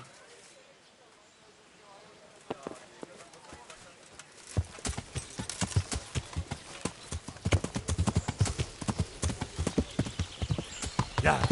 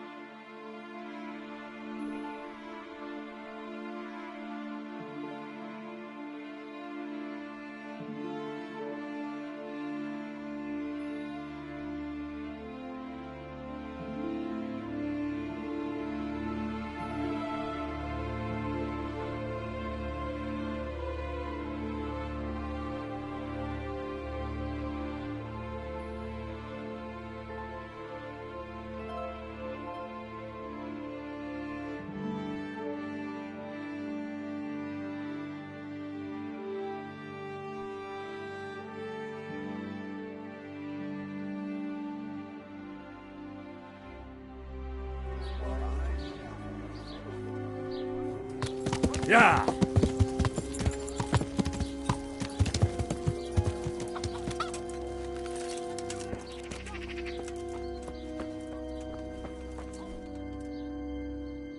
I'm at you. Farewell.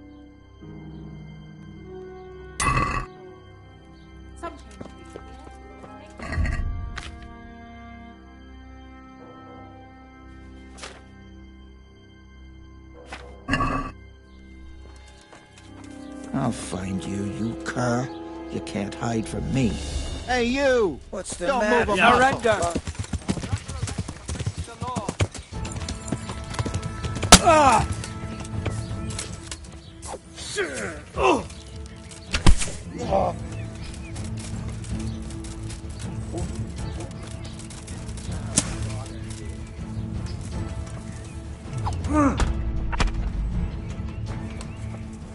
Coppertele! Ah! I'm going. Enough, please. I yield. Right.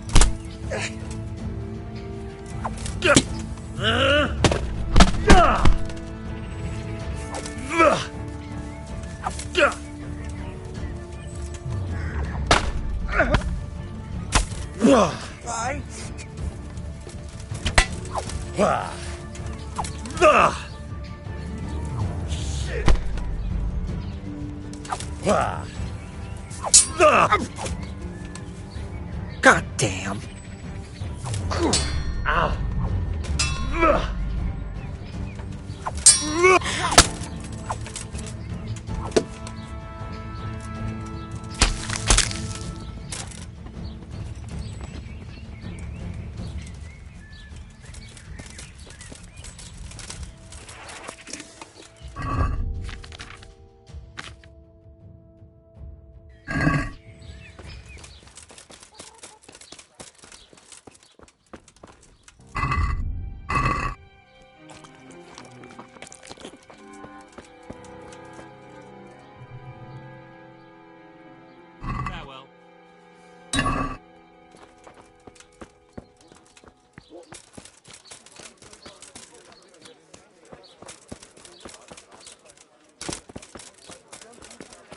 salami, sausages, lard of all kinds, and scratchings that make your mouth water more than the finest cake. Vegetables, vegetables. Look.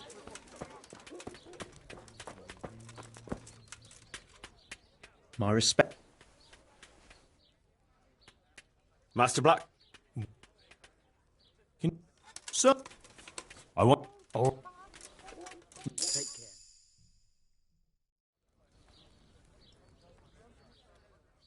Getting with you.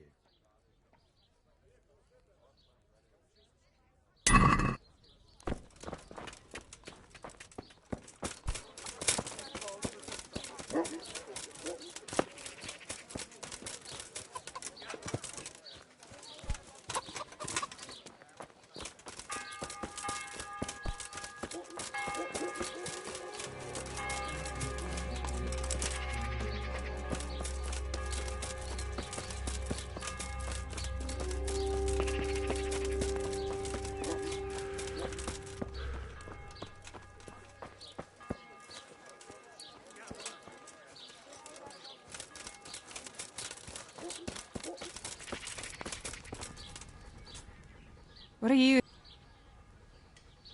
And what?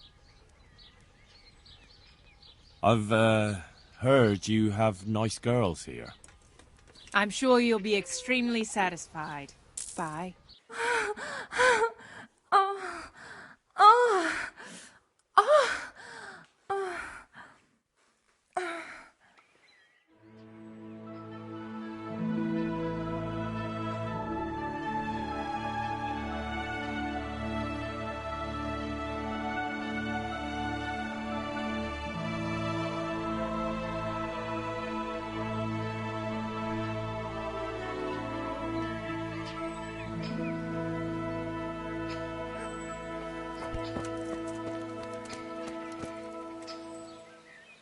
What have we here?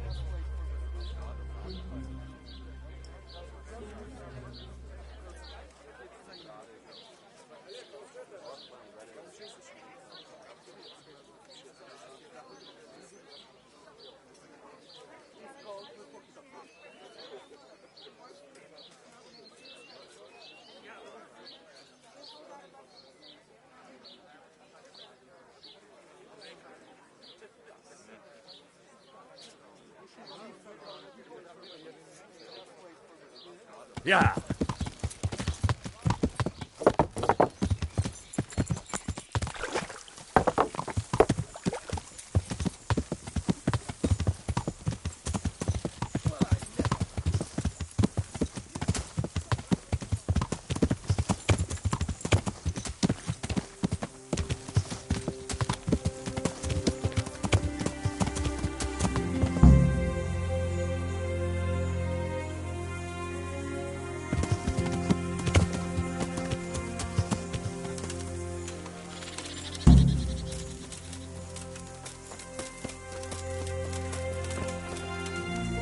What is it, Jakey? The stone wants to talk with you, if you can call it that. Probably about that ring. What ring? Ah, no one told you about it. The fellas call it the Ring of Bacchus. It's a kind of game we play. Kuno gave us this ring. It's just a worthless bauble. But when we're at the tavern, Kuno pays everything for the man who has the ring. So we steal the ring from each other and try to trick each other. Well, actually, just the others. They won't let me play. Kuno says I'm too young to get boozed up. That sounds like a lot of fun. But I don't have the ring, so why does the stone want to see me? He probably wants you to steal it from someone. Since you're new, the fellows will talk to you, and it won't be suspicious. All right. I'll have a word with him.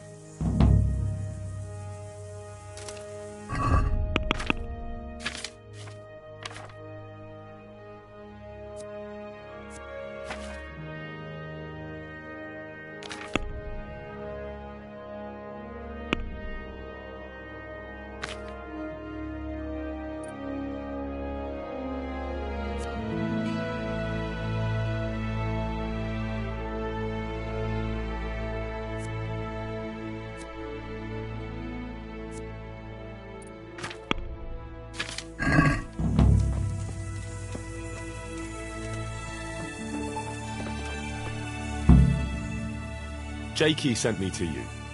Something about a ring? Mm-hmm. I suppose you want me to get it from someone? Mm-hmm. Who has it? I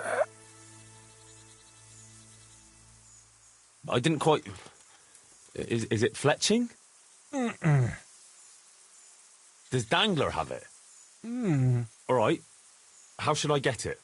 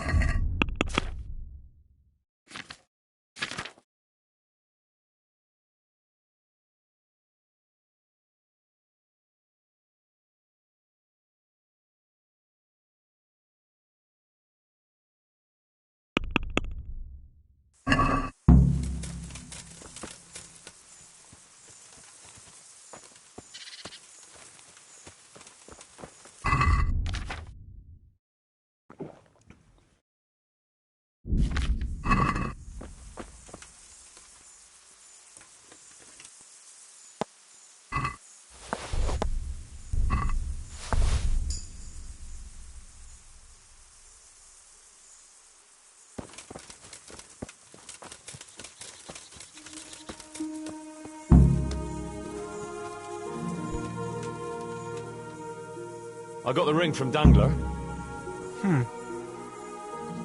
Yeah, well, I suppose there's not much more either of us can say about it.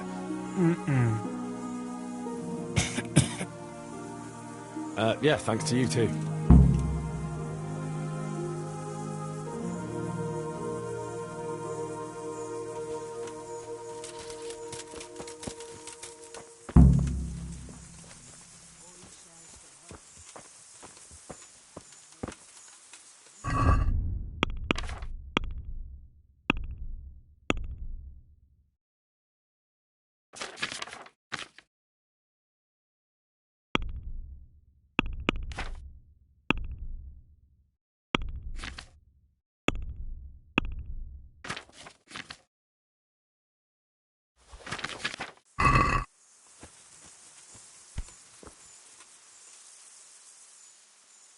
Can we set out? Sure.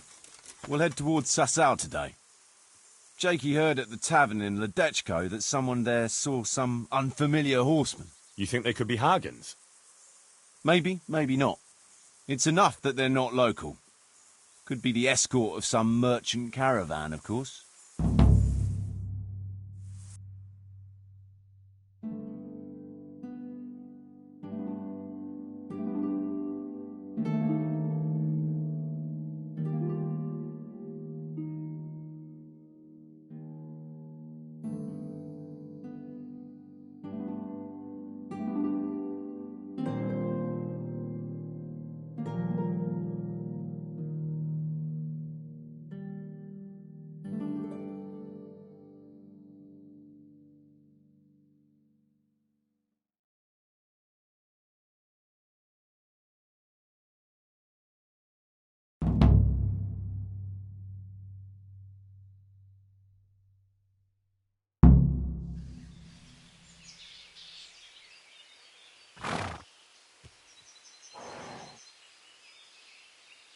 Jakey, go and scout ahead.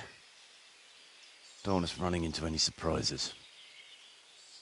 See if there's a good spot for us to camp. Right, Chief. What's the matter with Jakey? No back talk. I gave him a swig of schnapps at supper. Perhaps it made a man of him overnight. Or that boar piss of yours took away his will to live. Zastupite vite potoki vina, nes venis nes semezis vima, nes venis nes escases lavi, citali piem nes te vainam lavi. Gestia citale plemen ohadi, hussi exodia bona gesradi.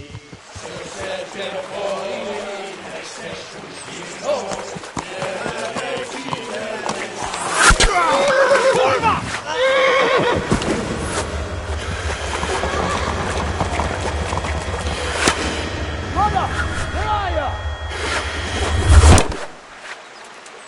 All right, Henry. I'm coming, brother. Second! That's the horse! We're on the riverbank.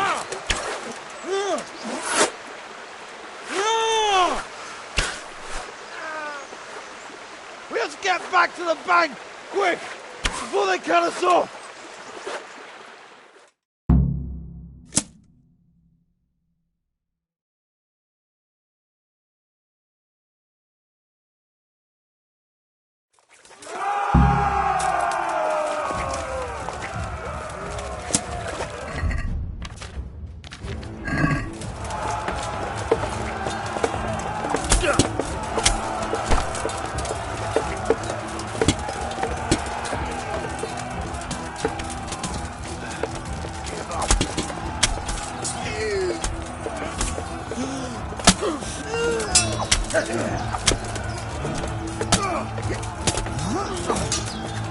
Try now.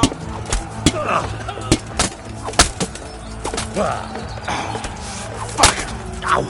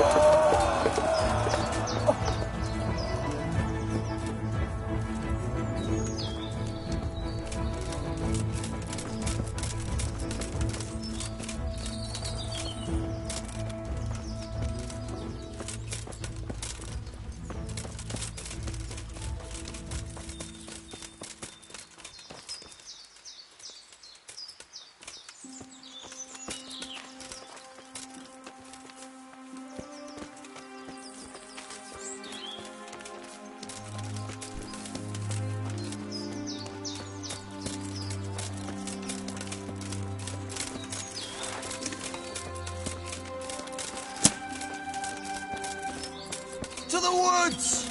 We'll lose them there!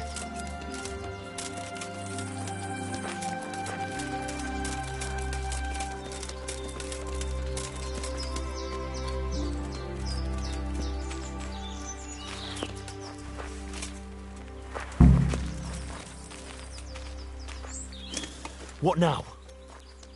I don't know. They could be lying in wait for us anywhere. Someone must have snitched on us. We should split up and get the fuck out of here. So every man for himself? Just so. But you think it was one of the band who betrayed us? Look around for yourself. Who's missing? Jakey, that's who. I sent him on ahead, and he knows which way we're going. That little fucking Judas! When I get my hands on him, he'll rue the day he was born. I'll try and track him down. He can't be too far away. No, it's too risky. He could have Hagen's people all around him. What we need to do is get out of here in one piece.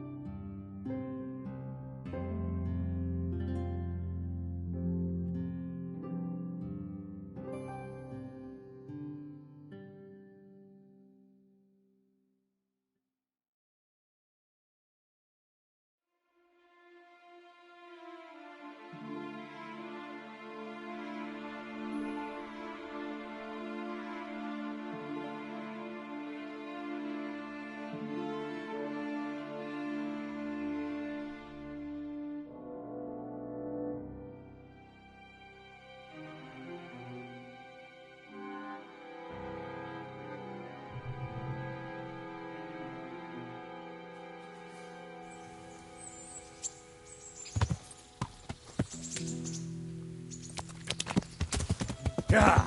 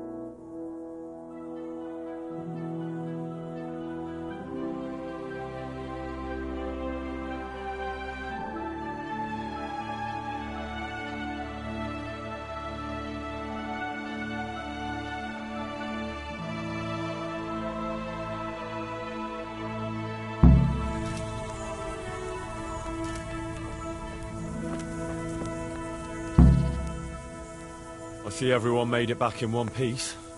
Thank Christ. Someone up there must like us. Somehow we always manage to get out of these sticky situations. Oh, someone up there, or someone down there. Yeah, right.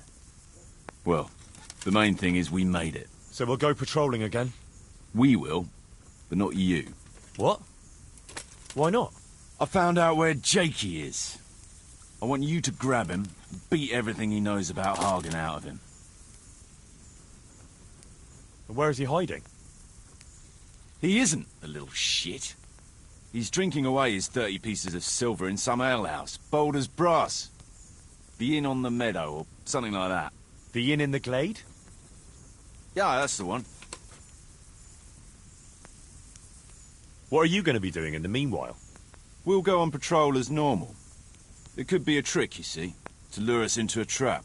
But what if they're waiting to spring a trap on me? It could well be, Henry, so you should be very careful.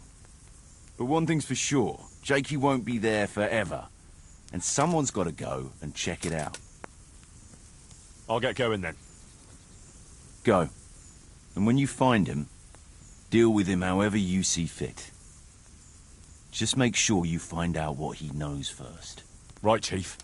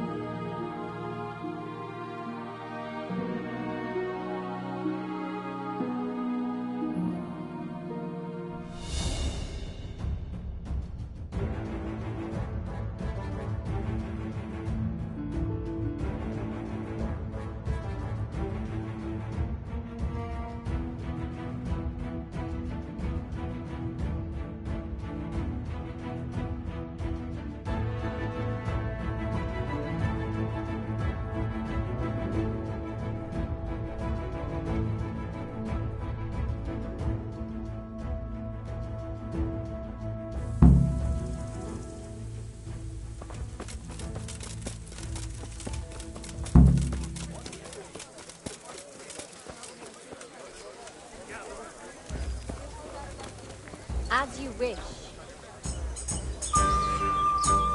God be with you. Have you heard the latest? One or two things. That wily fox is giving you the runaround, eh? Always one step ahead. That sounds like admiration. You've got to admit, he's pulled off a neat trick. To steal a castle from under someone's nose like that. That takes some doing. I'll be glad to have him as my brother in arms. I don't want him for a lord. You're not an easy man to figure out sometimes. No, I'm as simple as they come. All I care about is profit, and it doesn't matter how you get it. I'm looking for a young fella by the name of Jakey. A cheeky-looking stripling. That'll be him, all right. Well, I don't like to snitch on my guests. It ain't good for business. Since it's you, I'll make an exception. Thanks, Andrew. Well, I was gonna throw him out on his ear at first. He strolls in here like some lord, ordering people around. He's nothing but a snot-nosed brat. But then, he showed me the way of his person. Well, he stayed here a couple of days. Yesterday evening he was boozing here. And then went off to the woods with some wench. To the woods? It's a very broad term in these parts. Someone said they saw them heading south across the meadow. There's pine woods there and cliffs, and that's where they went. The girl's father was here with her, a merchant. As soon as he noticed she was gone, he went off to look for her. You might meet him. All right. Thanks.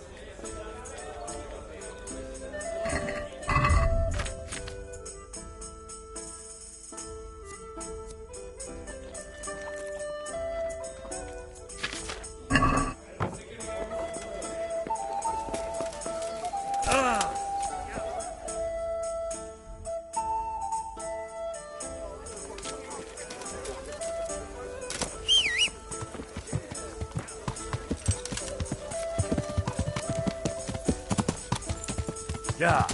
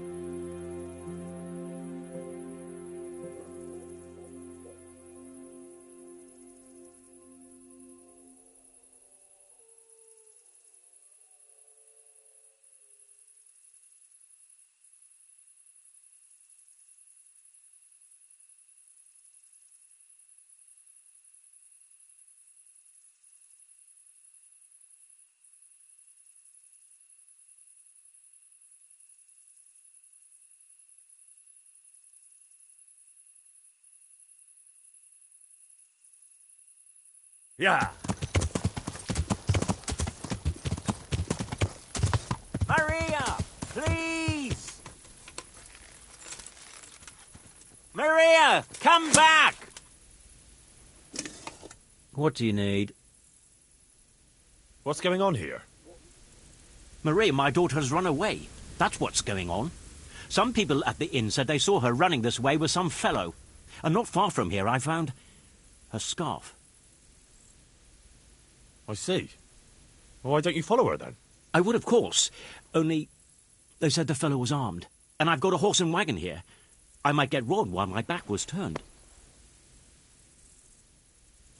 Oh, you can't trust anyone these days. That's a fact. You're telling me, lad. We have something in common. I'm looking for that fellow who ran off with your daughter. What? You know him? A little. Is he dangerous?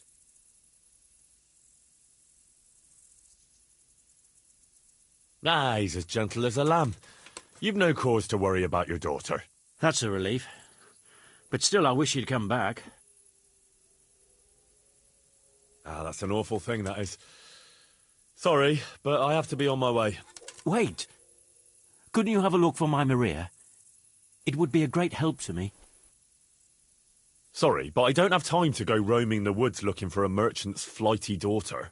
Take care.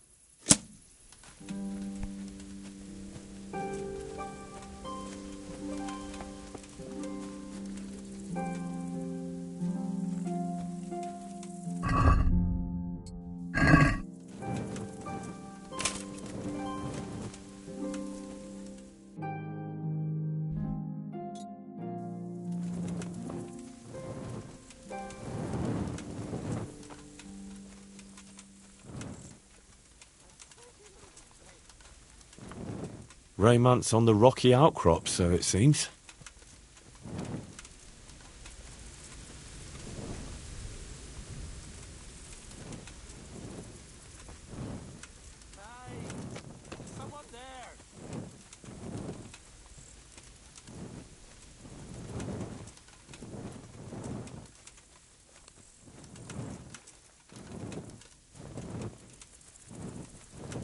Please untie me!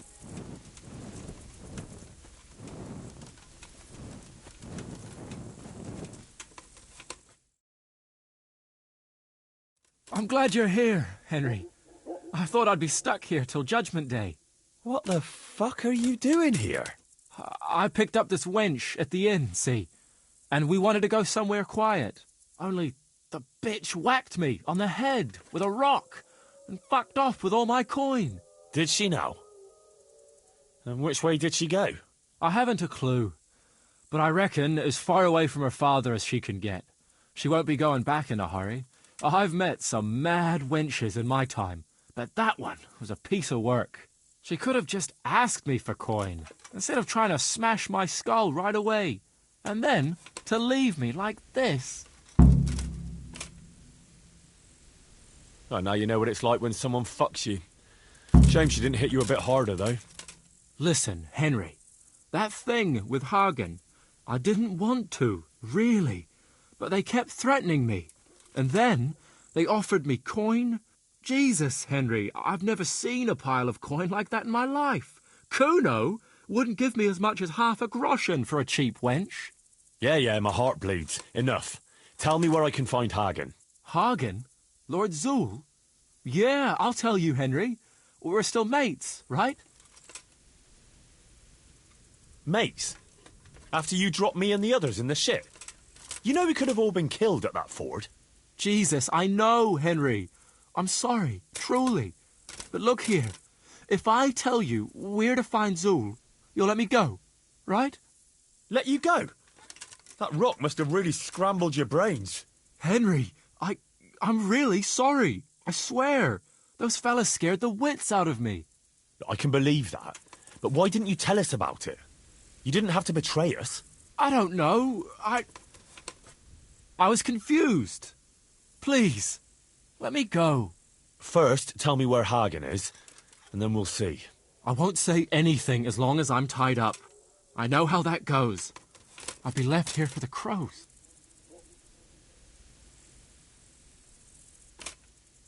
Why did you have to betray Kuno? You could have just taken the money and done nothing. Yeah, just like Kuno would do. You've only been with us a while. If you'd been riding with him as long as I have, you'd see through him. He passes himself off as an angel of mercy, but he's as much of a swine as any common footpad. You're an ungrateful brat, Jakey. There's lads of your age work in the fields and sweating in forges, and no one pampers them. But you get a chance others can only dream of, and what have you done with it? But they don't risk ending up gutted in some ditch, day in, day out. Funny you should say that, since you just came pretty close to it. And for what? You go boozing for a few days, and then you get duped by the first wench you run into. You don't want to talk? All right. But I can leave you to rot here if I want.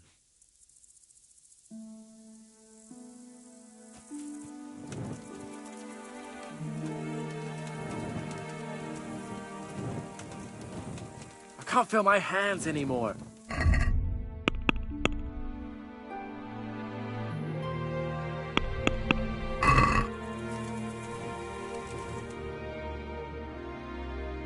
Well then, are you going to talk? Like I said, untie me, and I'll tell you everything. I know what you mean, Jakey. Kuno's no less of a bastard than that Hagen. They're all birds of a feather. Yeah, right? But why ride with him then? Because Kuno's on my side. I didn't pick him, and maybe Sir Radzig wouldn't have either if he had a choice. But one thing I know. If you don't tell me where Hagen is, more innocent people will suffer. Oh, I suppose you're right. Hagen's planning to raid some village. Samapesh, I think. He's gonna go there in person. along with what's left of his band. So, are you gonna untie me now? Not a chance. This is a fitting end for a Judas. Farewell.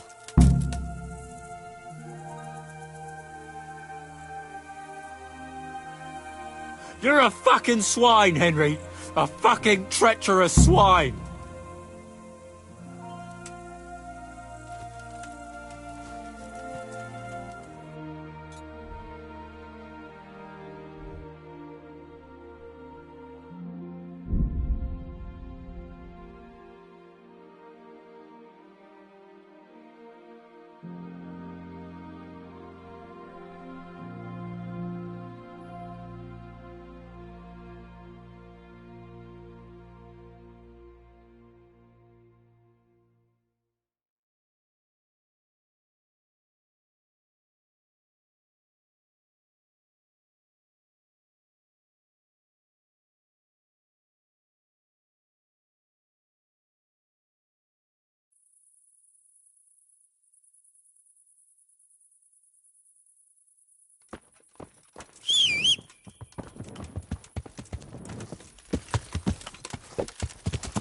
Yeah.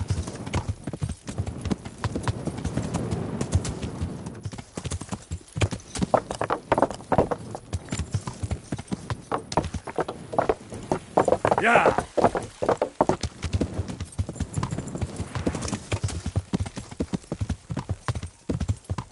Yeah.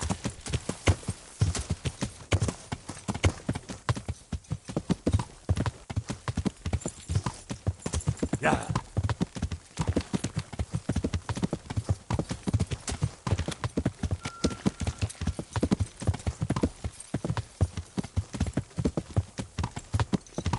Yeah.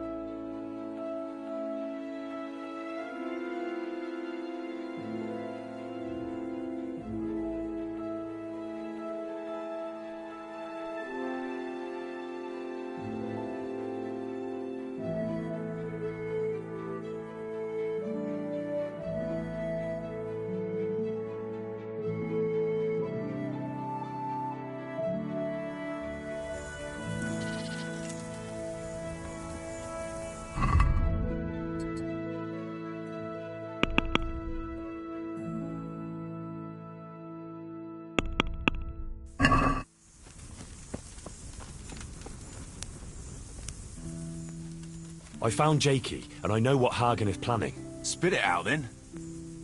Zul plans to raid Samapesh, and he wants to lead the attack himself. I see. And what about that treacherous little bastard? I left him in the woods, tied to a tree. Unless someone finds him and unties him, I suppose the crows will get him. Ah, well. I would have thought that news would come as a relief, but to be honest, I suppose I have a soft spot for the little fucker. Well, what's to be done? It was his own stupidity that killed him. Saddle up now. We'll ride to Samapesh right away. All right.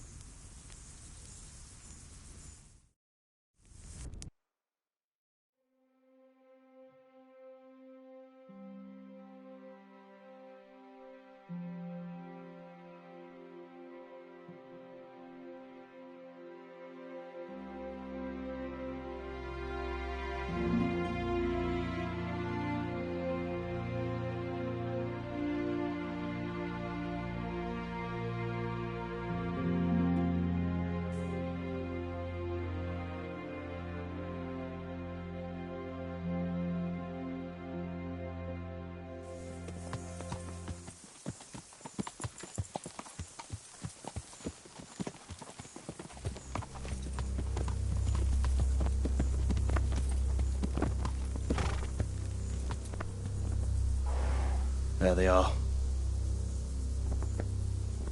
I can see Zul's colours. It seems they want a parley, sir. Parlay, eh? Right then. Let's parlay.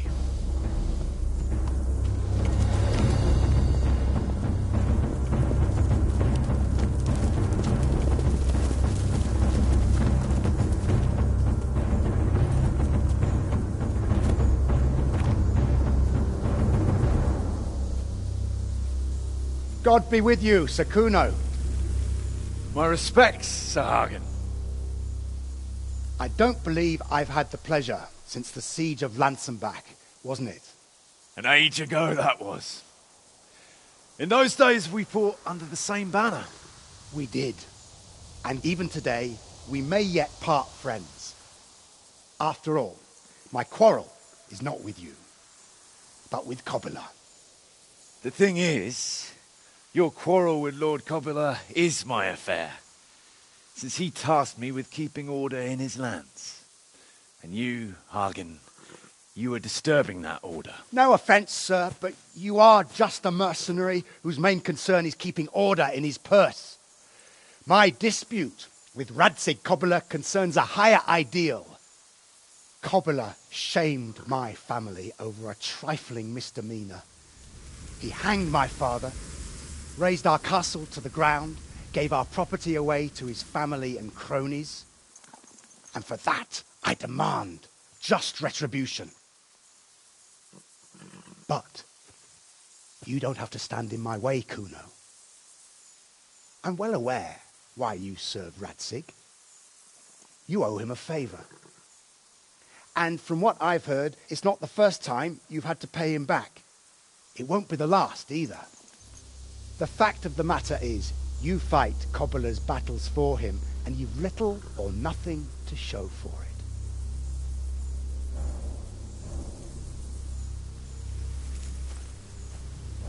If you accept my offer, on the other hand, you can ride away from here a rich man. What do you say, sir?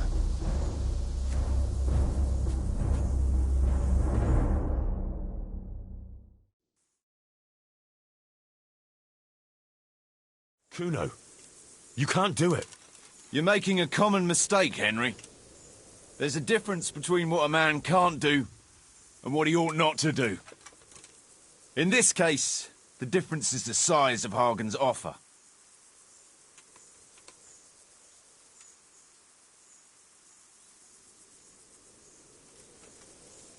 I understand. But supposing I make up that difference out of my own purse? You? Henry, have you seen the size of that chest? I have, but you might be surprised. And what have you got to lose, anyway? Coin is coin, and if you stay on our side, you can still keep your honour, too. Maybe. But you'll have to pay a high price because Hagen's offer has one big advantage. I don't have to risk my life, and that of my men, to take it. So, what have you got to match that?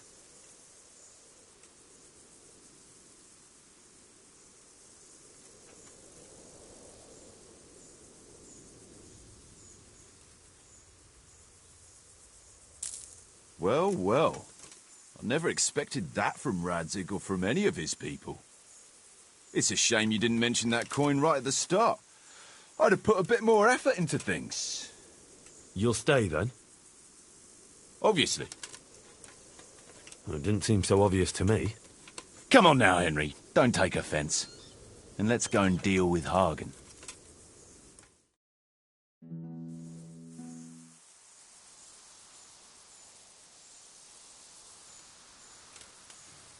It's true, Sir Hagen. This is not the first time I've paid Radzig back. Nor will it be the last. But then, he did save my neck from the noose. So I'll be long beholden to him. I'll make no bargain with you. But I will take your silver. You would fight me? You're a damn fool. I've no wish to fight, but neither do you. Otherwise you wouldn't have tried to buy me off. So it seems that we're evenly matched. Let's see who fortune favours. So be it.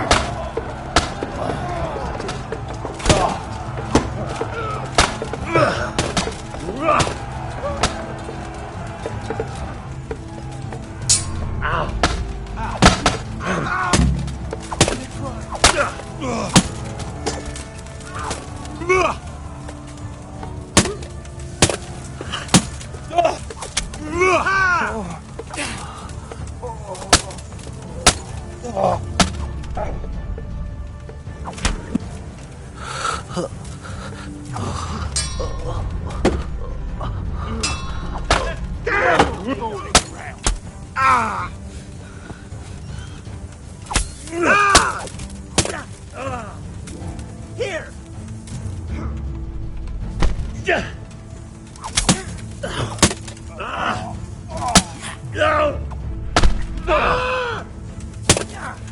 Jesus Christ!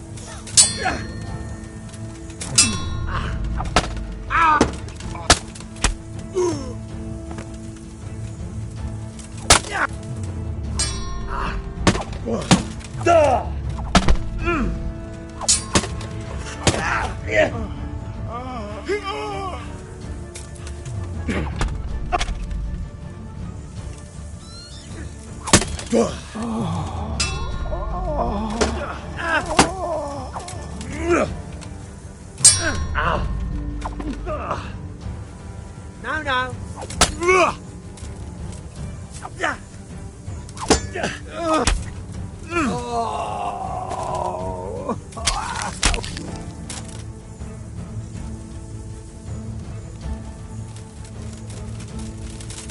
I'll kill.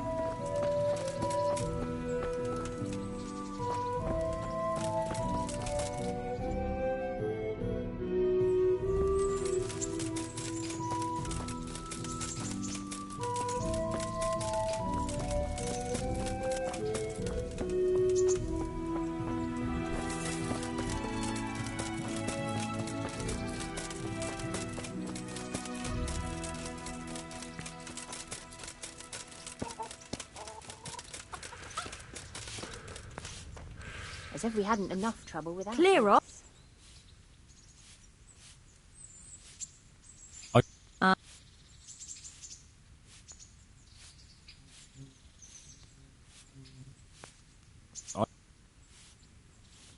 I'm.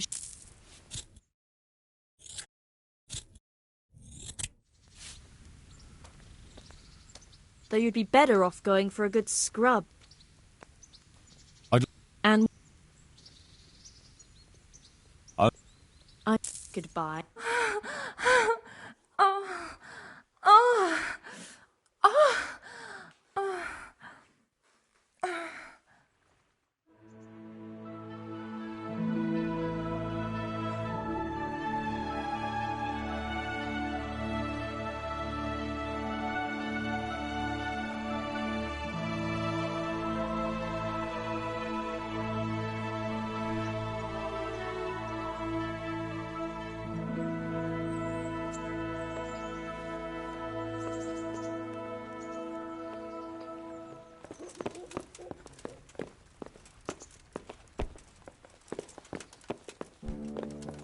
Mother of God.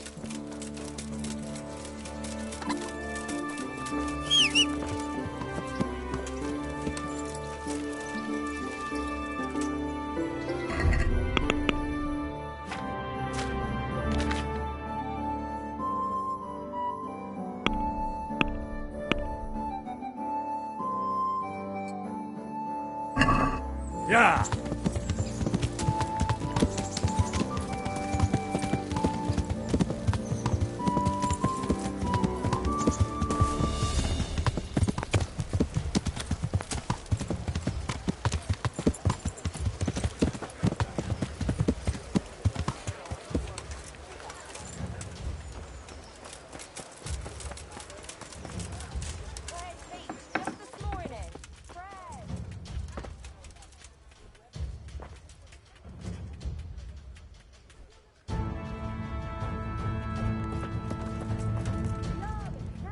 Get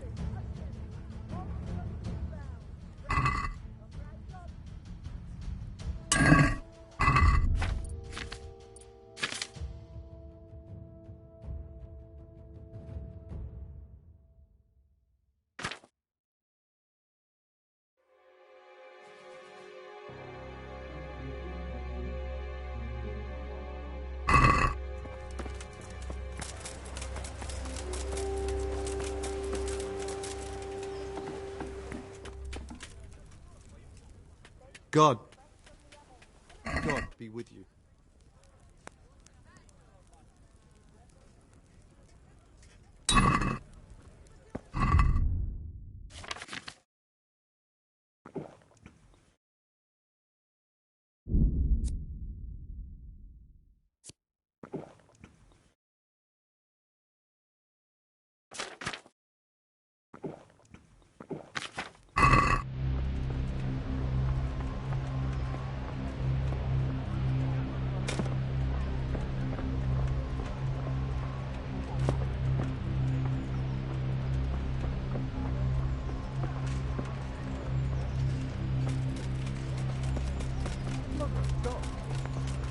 Hey! Hey, you! Hold on!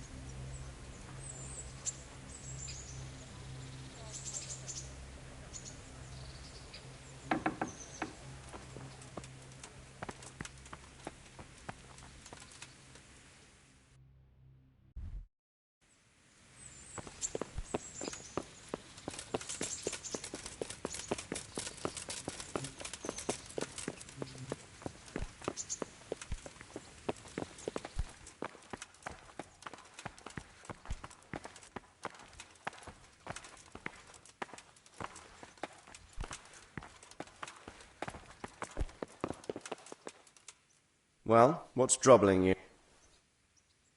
Sir, we got rid of Zul. Finally, some good news. Tell me all about it. We caught up with Hagen in the fields near Merhoyed, and there was a skirmish. But before that, Hagen tried to bribe Kuno. Tell me, how did you persuade Kuno to stay on our side? You're assuming Kuno would have gone for Hagen's offer? I'm quite certain he gave it some thought. Considering I don't pay him a single groschen, probably quite a lot of thought. You're quite right. So, how did you persuade him? In the end, I had to jingle my purse a bit. What? Look here, Henry, I know you're not a pauper, but Hagen must have offered Kuno quite a pile of coin. How could you match that? Indeed. He offered a king's ransom. And it's true, I'm no pauper, but if you don't mind, I'd rather keep the details to myself. As you wish, lad. The main thing is you resolve the matter. Any losses on our side? Kuno's men? How did they fare? I'm the last one left. Oh my God. Then I thank the Lord you were spared. Anyway, you deserve a reward for your efforts. And thank you, Henry. Once again, I'm beholden to you. I don't know what I'd do without you. No, I can't deny. Sometimes I get the feeling I'm the only one around here who's capable of getting things done. True enough. I lost a lot of good men in Skalitz. I'm glad I still have you, at least.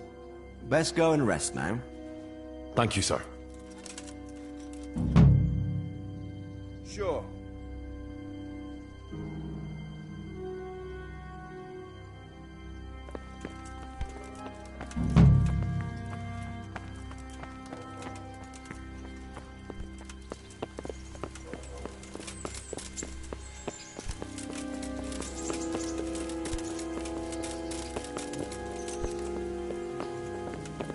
Lord, what have I done to deserve this?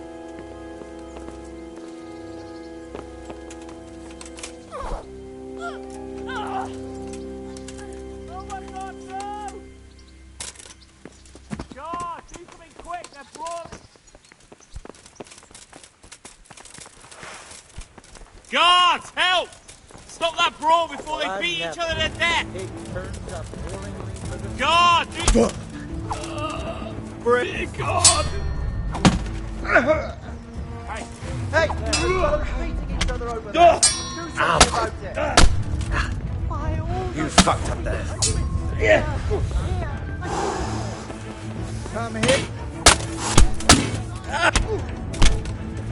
Well, man, Dad. Fuck it!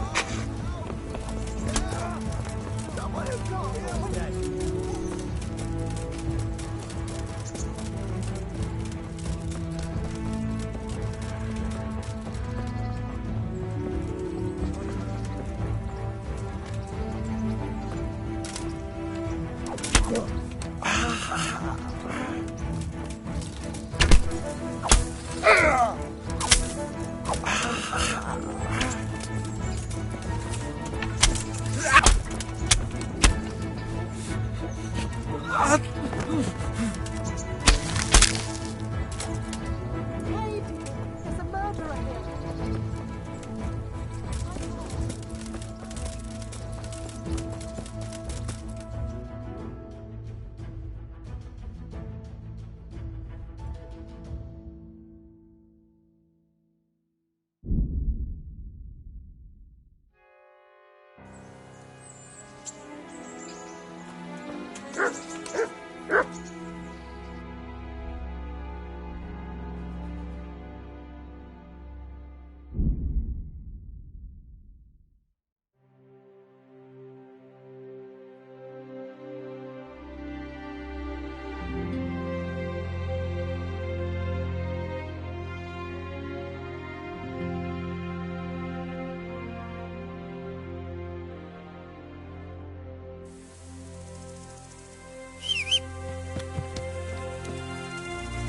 Yeah.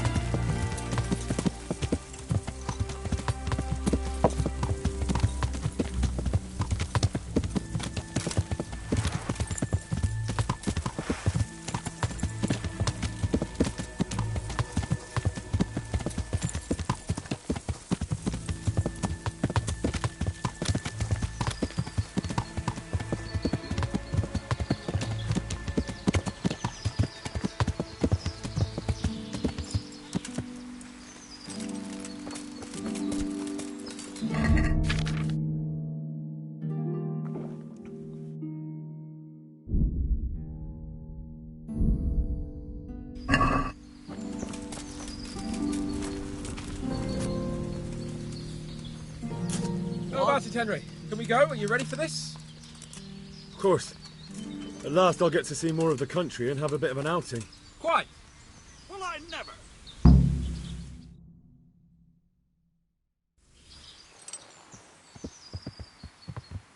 Let's get to it then. I finally have the feeling we're doing something worthwhile. We're helping to save the king. Instead of saving his drunken majesty, I'd rather find that whoreson who murdered my parents, get the sword back from him, and skewer him with it. Cheer up, Henry.